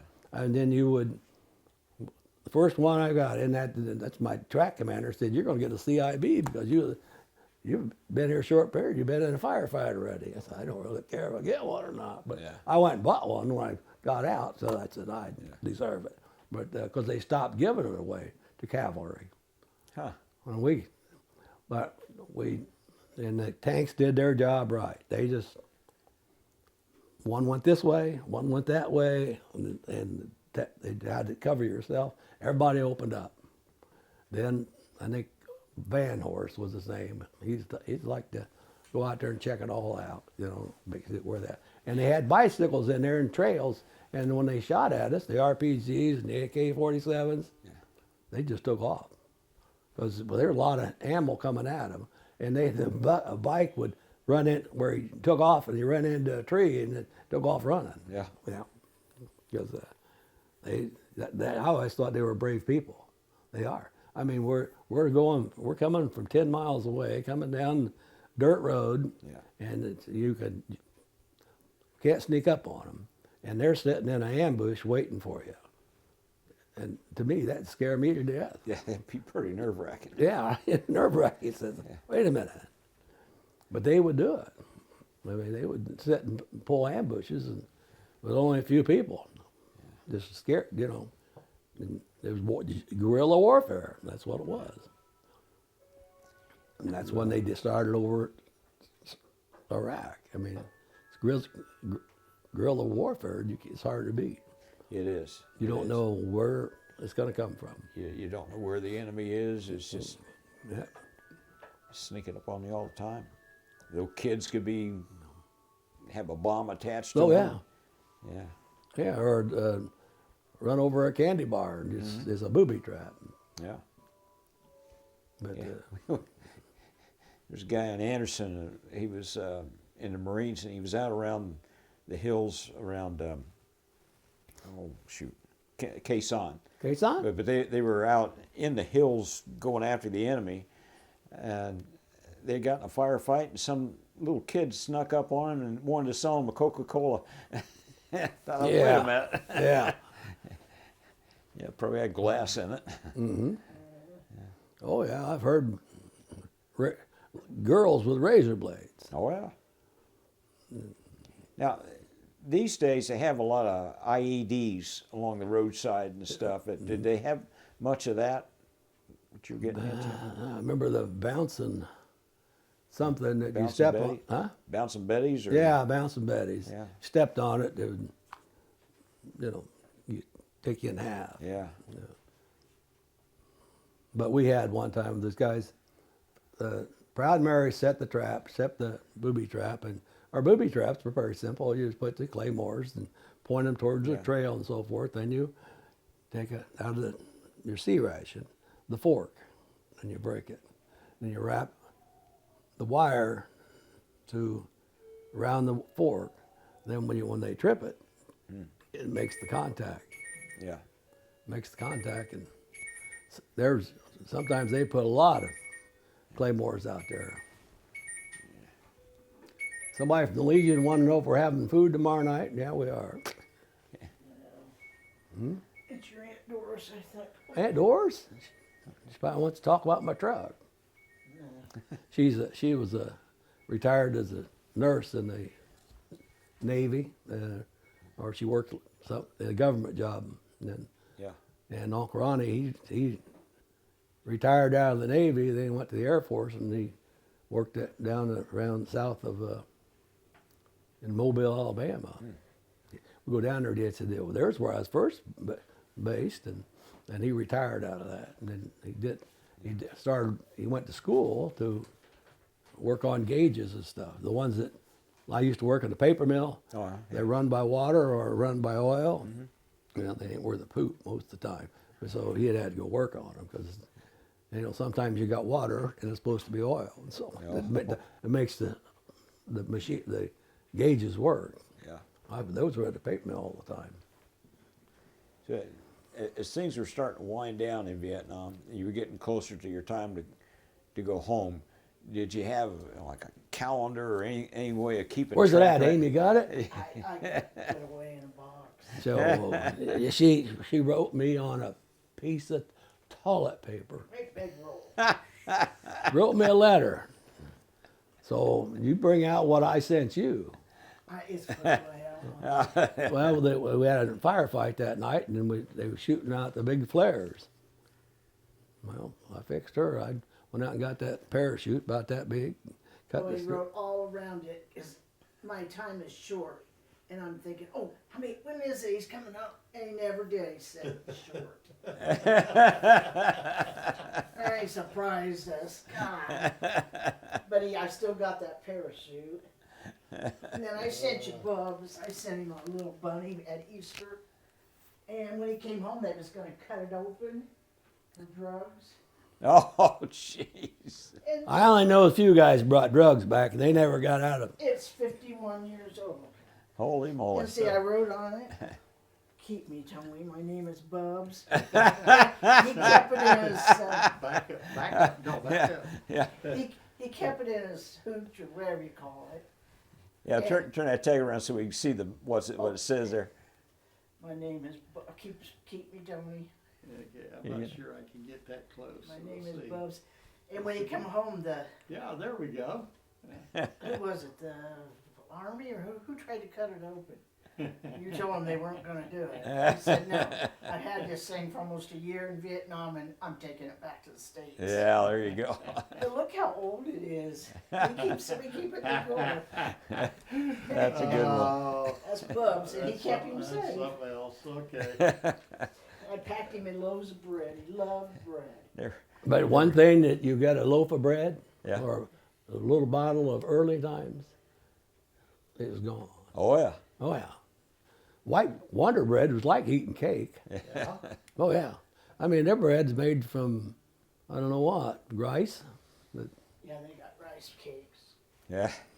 Well, You know what they do in the rice patties? in Germany, they made it out of coal, so they made their bread out of coal. So oh, yeah. I'd take the rice. We'd fly in. I mean, we were always taken well care of. If we weren't close to the night defensive position, we'd go back. But then a lot of times they'd just fly in the food and we'd stay out there. Yeah. But then you did know some of those cooks, I mean, what was that? Yeah. But we ate it. Sometimes sea rations were pretty good. Peaches and pork and beans. Yeah, you had some. We ate a couple of them. They weren't bad. Yeah. I think they were from World War II. But Yeah. Well, the ones we got over there were 1940s. Oh, boy. Look at the can. It say 1943. cigarettes, you smoke one, they're about to knock you over. Whew, Yeah, Lucky Strike. they were strong. Yeah. How we doing on the light? I can turn that light on Still right good? there. We're doing fantastic. Okay. All right. Just checking because it I was gonna say, I could kind of turn went behind the it cloud there. Yeah, well, we Yeah. got green. I- we got like you green said, it light. was We going to got go 19 down. minutes. Okay. So finally, time came when time for you to go home. Freedom Bird. What happened on that day? Freedom Bird. Yeah. It's like the one we went to Las Vegas. Yeah. It was really party. The whole plane was party Yeah. on the way. So how did you find out? Somebody come up to you and say, you need to get on a plane? Well, yeah, I knew I had to get on a plane. I had to go to Tonsanute Air Force Base to get on. And I had a book of all the, the guys from California and their names and their phone numbers and stuff. And some guy from the barracks come running out, and he needed a shirt to wear to going down to the PX or wherever he's going. Yeah. And I gave him it had my book in it. I wrote him a couple of times. I mean, J.C. Powell was a good friend of mine. Doc McShannon, I got his phone number because the lieutenant, when I went to the 11th Cav in Indianapolis, they have a Grand Rapids, they had it Kentucky, Louisville, they put on the dog. You always go to the bunker. And they always have beer in the bunker. Yeah. If they don't, the guys get a little upset. And there was one at Indianapolis, and We had 2 or 3 guys. yeah, we met Gus the first time. But see, Gus, speaking of Gus, I sat down at his table and said it was the 1st platoon, and Gus was the track commander of my first Sheridan tank. And he left that month, and I arrived that month. Yeah. It hit a landmine the day before. Ooh, gee. Oh, so this is really great. I got to work on a track before we can do any movie. And then when I explained to me that the guy said, well, Gus wouldn't have done it that way. Gus wouldn't have done it this way. Oh, yeah. Well, I finally met Gus. Yeah. He was. He left right when you landed. You guys just missed each other. Yeah, probably. Or it depends on whether he was the second tour or what. But they remember But how did you know they told you were coming home? That's what he asked you. Yeah. Well, we go to another. Remember when I said I went to medical research lab Yeah. for 8 weeks? We did what we wanted to do and did all their stupid tests. Hey, But you're gum. I'm rocking too. And and I was in Tonsanute Air Force Base getting ready to fly out. And the Freedom Bird was there. I went to the bathroom. And then when I was, Quackenbush was in my platoon, they got sent to medical research lab. Well, since we go home every weekend, we had a guy that drive us to Indianapolis take the bus back. And so I brought Quackenbush and they meet my parents. He's from up in northern Michigan. Yeah. Worked in the car industry. Big guy. And they even come down for the race every year, the Indianapolis race. Yeah. And he'd stop at my house, we go out and have a few beers. But I'm in there in the bathroom, but the old stupid bathroom, and I heard this guy out there, and I said, "Is that you, Quack?" He was all the way up in North Vietnam. He was with the Big Red One, and I was down in the South. Yeah. But it was funny. I said, "Quackenbush, is that you?" And he said, "Who's that? Is that you, Pearson?" I thought, So you rode home together. yeah, we rode home together. Ah, okay. But you had steak and everything, didn't you? Yeah, they had beer in a pop machine. You just pushed the button and got a beer. Then they had steak. That's what they promised us that. Wow. Of course, it wasn't water buffalo, so it was pretty nice. But, So you landed. but that airplane was a rocket, just like the one coming home from Vegas or going to Vegas. Yeah. I mean, the guys were. Hooping her up. Yeah. Then we Well, started. you'd be free, gee. Oh, yeah. No, I mean, like I told you. There had to be a point when you got in the air and you finally said, "I'm out of here." I'm out of here. You realize I'm free now. That's why it's a Freedom Bird. Because you weren't really free until you got out of Vietnamese airspace. They Right. could still Yeah. shoot something at you. Yeah, an RPG. Yeah. There had to be a place where they said, "Okay, we're on our way," and everybody cheered or something. Yeah. I about shot another soldier when I was there because we were told to take our booby traps down. Yeah. And I knew where approximate area where they planted it. I mean, because these guys kept a secret, you know. But and this guy's a young kid. He's out there dancing around in the weeds and stuff. I said, "You're going to kill us all." I finally got him down from there. Says, "I want to shoot you if you don't," because there's probably 6, 7 claymores there. Oh, yeah. And took out the whole platoon. Yeah. And he finally left. I don't know where he went, but of course I had guys like that. I had a fifth of early times, and he was a Mexican guy. And I said, "You want a drink?" And he went like this. He never took it down, but I never saw him again. Yeah. I think he might have passed out somewhere. Yeah. But you came back, what, through Alaska and down to San Francisco? Yeah, we all went, every one, either come and go, and we stopped at Alaska. But at one of those places, we stopped at Japan. I know, Okinawa or somewhere, I don't know. But You didn't get off. no, You just no. refueled. Hell, I wouldn't know what to do in Japan. I go to Paris and do better than that. Now, when you got to San Francisco, had they told you that people were going to be mean to you, or No. You didn't know? Yeah, they told you couldn't wear your uniform, didn't they? No. Because of the We, protesters? what we had on in Vietnam is what we had on when we landed there. Yeah. I mean, we didn't have our dress clothes out in the field. We didn't have, Were you surprised when they started shouting at you and Oh, yeah. calling you names and stuff? and if it wasn't for a colonel, we probably would have killed them. There's some guys that wasn't happy. Yeah. Then, of course, that's the same one we stopped in Alaska. And there was round-eyed girls in there. And these guys wanted to go in. And the colonel said, better let them out. And they'll still go have a beer anyway and see the girls. So, Yeah. but,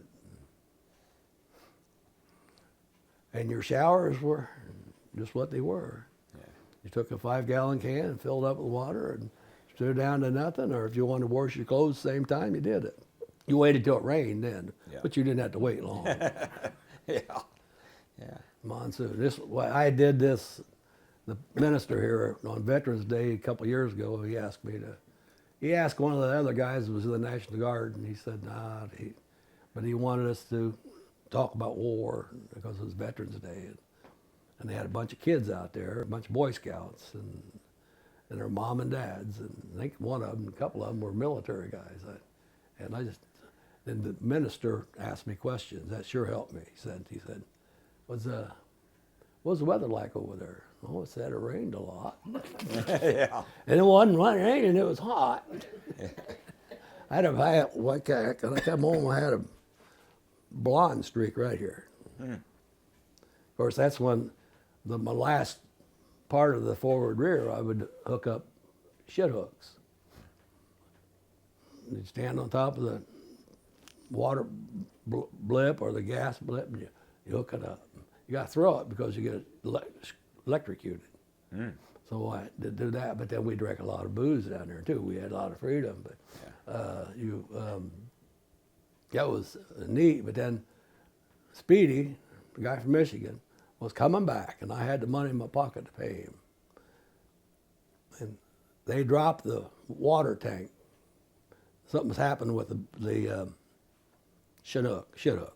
We call them Chinooks. They're the big ones, the 2 big blades. Yeah. You stand underneath it and you hook it up, and it dropped out of the sky.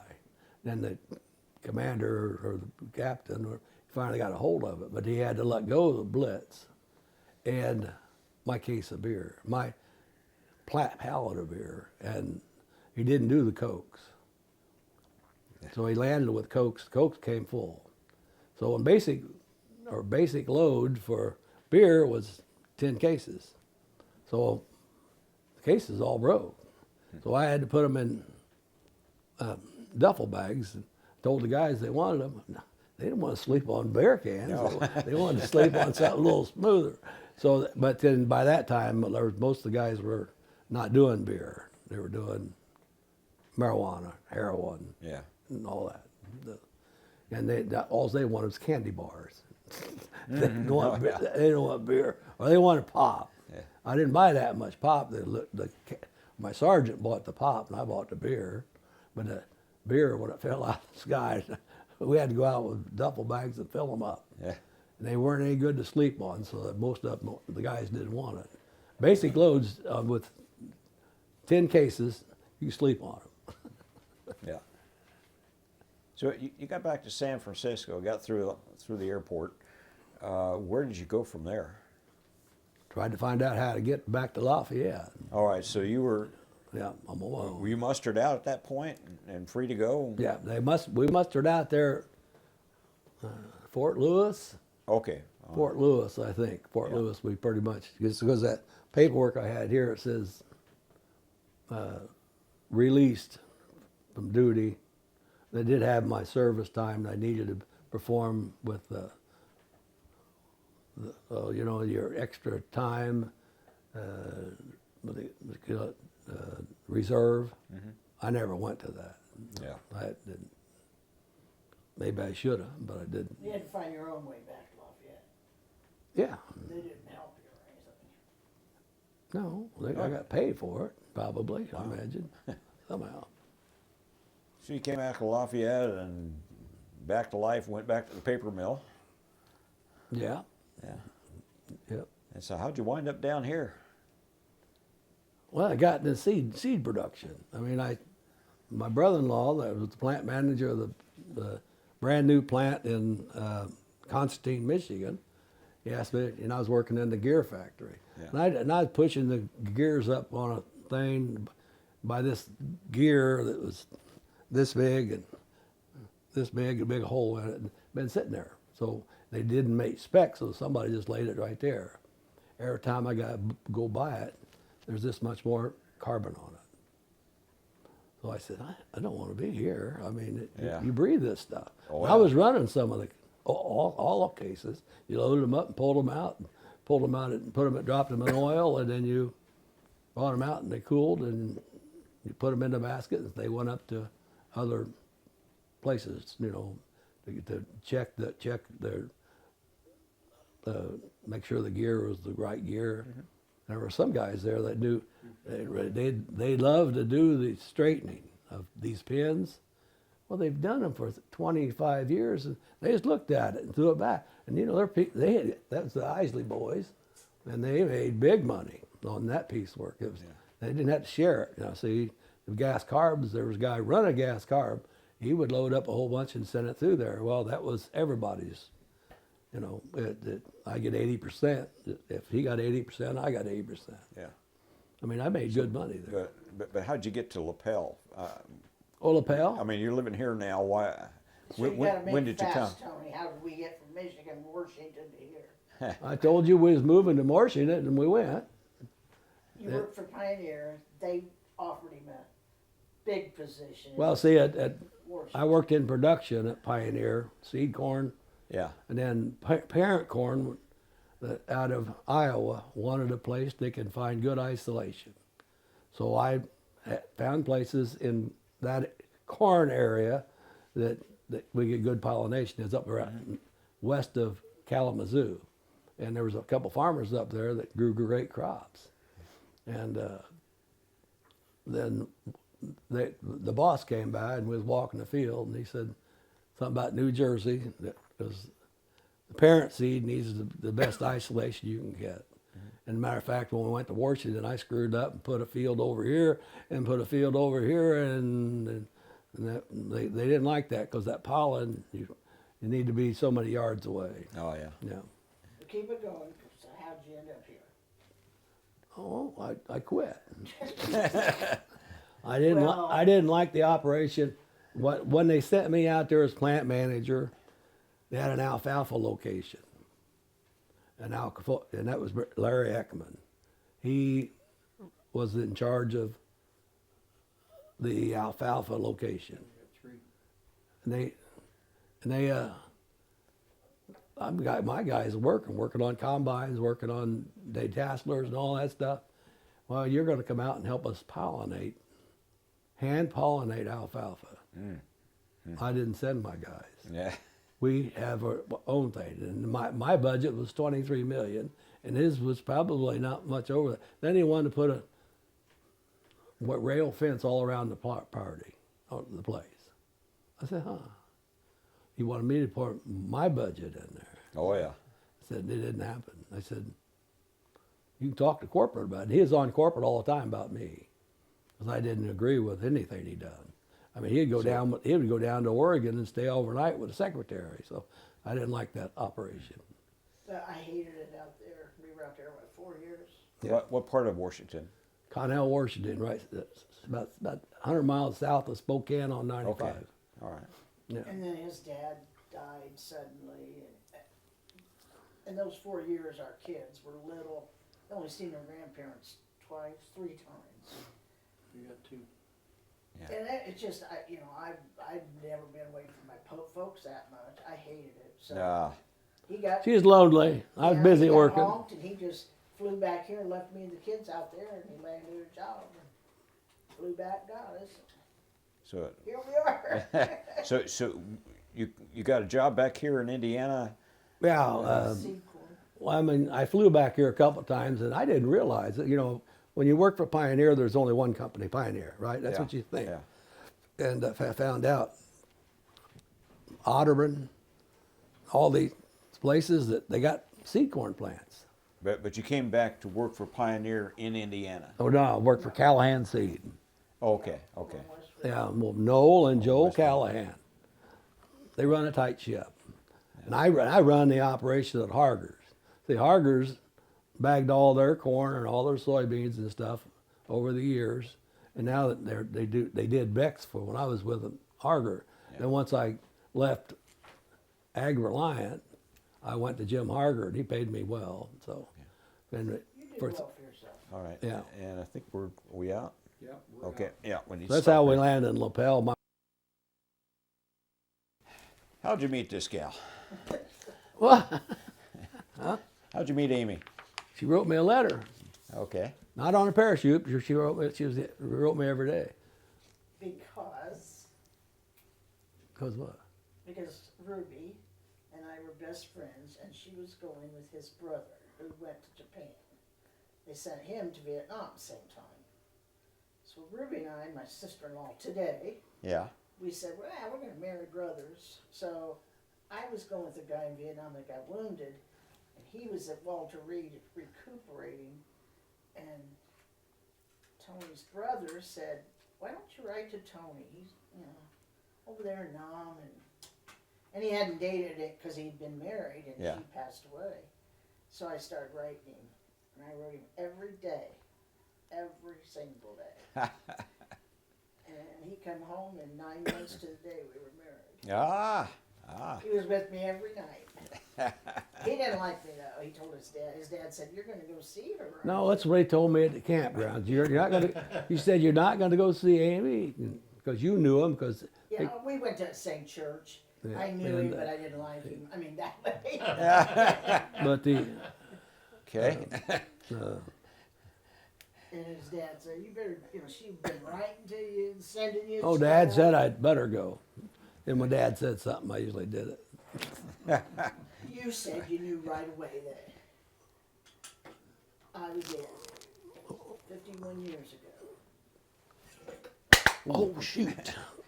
Yeah. Just put. That's all right. Where the hell they go? Right in front. Huh? Right in front. Oh, did it? That's a nice. That's a nice.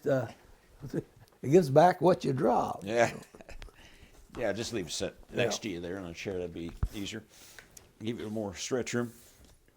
And he was so skinny and good looking and dark. Well, duh. You're going to get that way sitting on the. But he didn't know. I had real long hair. And I'd come home from work and I'd shower, wash my hair, and go out in the backyard, and I'd be letting the air dry. And his brother pulled up. I was in the backyard of my folks' house. He walked up, and he's July 7th or 8th. And he said, can you wait about a half an hour? I said, for what? He said, you know that parachute you got? I said, yeah. He said, he's home. I said, he's home? Yeah, he wouldn't let me know. He goes, yeah. He said, you're going to meet him uptown, half an hour. Oh, God, I was so excited. When that was it. Yeah. 50-some years later. Wow. So it was a real fancy proposal. Did she get down on one knee and beg you to marry her? No, see, it's February was her birthday. So this is all she wanted is the ring. Oh, I okay. didn't say what kind. I All said right. ring. I got your ring. Yeah, Well, you picked me up at work. That's so romantic. I'm right. And he handed me a savings book. And he said, here, go take out some money. And I said, how much? He goes, whatever you want to pay for a ring, just leave me enough for my insurance. So we went and picked it out at Loeb, or that jewelry store in Lafayette. And the guy said, you want to wear it? And Tony said, no, you don't want to wear it. So he put it in his pocket. And you took me home to my mom and dad's, and you stopped at a yield sign. Just at yield, and you said, put it in park, and you said, I don't like long engagements. How about May 27th? I about had a heart attack. This was February 24th. And we were married May 27th. And I walked in, and I told my mom, and she goes, you expect me to put a big wedding on in 2 months? It happened. It was Of course, Father Ondo married us. He was just home from Vietnam. Yeah. Yeah, he was a chaplain over there. Oh, he was cool. He said, He drank my father scotch. Off. He said, I'll dance with you, Amy. Yeah. Yeah, Drank scotch and water. So how long you been married now? 51 years. 51? Yep. That's a pretty good run. Yeah. Yeah. And they haven't all been cherry coated either. Yeah. We've had our, 7 years. We couldn't have any kids. So we tried to adopt. We tried hard enough. Well, that's when we went to Michigan. That's the important part. The water. Everybody up there said it was the water. Because he worked in the fields. I worked in the and fields. Yeah.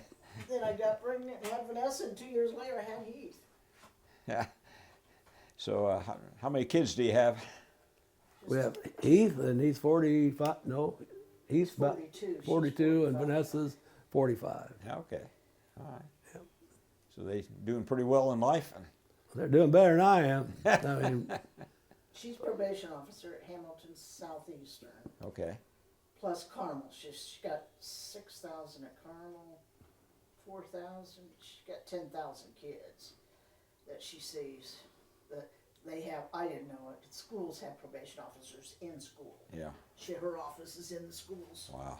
And then our son works for the sheriff's department in Noblesville. He's a foreman over all the maintenance. So yeah, they both got excellent jobs. That's good. That's good. Excellent spouses. Well, that's a big one right there. Yeah. you know Dave Alger? I know the name. He's a but I- lawyer up there. And Anderson. Yeah. Yeah. That's Okay. Okay. my daughter-in-law's dad. Yeah. Oh, that's okay. our daughter. Then when we adopted, or Heath adopted the 2 girls, that was Katie's, and 2 girls. and we went to the court, and I met Bill Byers in there, and all these guys I've known off and Yeah. on, and of course the judge that did the adoption owed something to Dave, so you know that type thing, and you Our know, son said, "What do I owe you for court costs?" Your father-in-law took care of it. Yeah. You know how that goes. yeah, and the 2 girls come up to us. They were only 5 and 8, maybe, No, 3 and 5. and they had shirts, and they put them on real quick. Then they come up to us, ran up, turned around, and says, "We are." No, it said Pearson. Yeah, Yeah, they're Pearsons now. they're Pearsons. Ah. Yeah. And the oldest one was 5, and she said, "You know why I like my name Pearson now, Grandma?" And I said, "No, why?" She goes, "Because I have to be at the back or the front of the class, because her name There's something to be said about that. she was in kindergarten. She goes, "I don't have to be at the front of the class anymore, because my name's P now." Well, that's pretty good reason. There's something to be said about A to Z. Yeah. And he raised them, and they're both good girls too. Oh boy. Well, she's married to Quentin. Norick. You know the Norick. Yeah. Yeah. Yeah. Well, our granddaughter's married to Quentin Norick, the Okay. youngest one. Yeah. And then Anna's in beauty school over at Anderson. She works there. Is there anything else about your life story you'd like to get on the tape while we're here? Anything else that you've done in life you'd like to add to it, or? It's been one hell of a trip, but we made it. We made it, I Yeah. guess. Yeah. Well, is there anything that you'd like to do that you haven't got around to doing yet? Say you had all the health and money and can fly to the moon, just whatever. What would you like to do? I wouldn't want to go to the moon. Okay. I don't think I want to go to the Like moon. go back to Vietnam? No. No. We would like to travel more. But Yeah, we're going. I mean, when during a certain period of time when I was the manager at Callahan's, we took off, went to Maine, and we've been every state but Arizona and Hawaii. because we traveled, and we used to love to go to Savannah, Georgia. You go down there and go to Tybee Island. Yeah. And watch the tide go down, and you can find the shells then. But we had some medical setbacks, so we don't travel much anymore. Sounds like you had a pretty good life overall. So far, yeah. Yeah. Well, we always ask our veterans to say a few words for posterity. You got any words of wisdom or personal philosophy that's kind of carried you through in life? Yeah, he said that clock right there. Time spent with family is worth every second. That's what he told me the other day. He said, read Well, that clock. our sister-in-law bought it for us 2 Christmases ago. Uh-huh. She hung it up. I never read it. And she read it for the first time today. No, it was 2 days ago. I said, look at He this. said, you know, Amy, you know what that clock says. And I said, what clock? He goes, you know, Time to quit, we're starting a family fight. he said, you know, that clock what it says. I said, I guess I've never read it. Because that's why I bought your sister-in-law a card for Thanksgiving. It said about friends and family. This is what it's about. Oh, that was fun. And I read it. Don't wait till I tell her. She'll be here Christmas. She finally read your clock. I know. After 2 years. Well, I hung it up and I saw it had writing on it, but Yeah. I guess I just never paid any attention. You have to remember she's Polish too. Yeah. What would you like for your grandkids? I mean, what would you like to see life be like for your grandkids? That's usually a pretty good A indicator. prospered life, all of them. I mean, I've got 2 great grand boys, and one's a football player, one's a baseball player, and both of them are good at it. Yeah. And They're good kids. They're polite. oh We've had so Jesus, many we go problems. to Perkins and eat, and that was Vanessa's 45th birthday, Yeah. and they met there and the 2 boys, and we ate. They ate what they wanted. Everybody ate, and then we went down here to right off 69. Was going to get our poles and go fishing. And I'm sitting there with some of the expensive rig, you know. And these boys over there, and they're standing right on the edge of the bank, and they're bringing in bluegill. Every time they threw in, they bring in bluegill. We had to let it go, but you know. And Will will say, Grandpa, fishy number 2, fishy number 3. Yeah. We got a picture of him. You call what about that? I had that big bobber on. And I said, "Well, they're catching here. You just drop it down there. They about that big." But we got a picture of you and him, and that is precious. Tony's on this little fish. He goes, Grandpa got a fishy. Well, considering all the fights, Story before. considering all the fussing and fighting I heard about in your early family, it sounded like you improved that situation Yeah, quite a bit. yeah. Well, my just a quick one on Betty's father, Your Dick, first wife. my first wife. Her dad he wore engineer boots, and if Betty called him, he'd come up, and I'd be down. I had a trailer. And I knew he was coming. I'd be in that back bedroom and hear those boots coming because I've seen the man in action.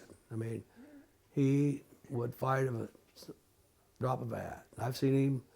You know, my dad had this brick building, and these people he bought it after the landlord sold it, and Dad tore it down. But Dixie, he's about 4 blocks away, and he come walking up to that little store, and he was mad at that guy.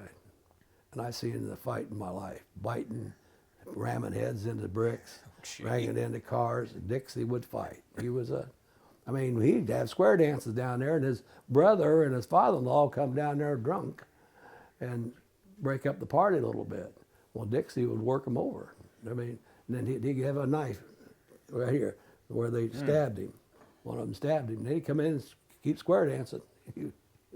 Yeah. But I knew of him when I was growing up, and Dixie was, and then he went out west driving a truck, and he went into a restaurant, and some bikers come by him and put something in his coffee. So when Dixie left, he ran over every one of their bikes. Oh. So you're afraid of your first father-in-law? Yeah. Dixie, he got me the job at Burger Steel for that short period. It was, but I putting those things in that automatic welder, big old beams, you put it in there, you got a tail gunner and sparks fly on you. I went out there and got my 63 Chevy, ate my sandwich and left. Wasn't very nice, but I left. Well, I say you finished up your life a little better than you started it. Yeah, I think so, yeah. Well, Yeah. well, Specialist Pearson, I want to thank you for this interview and for the service to thank our you. country. I appreciate your time with us today. Now,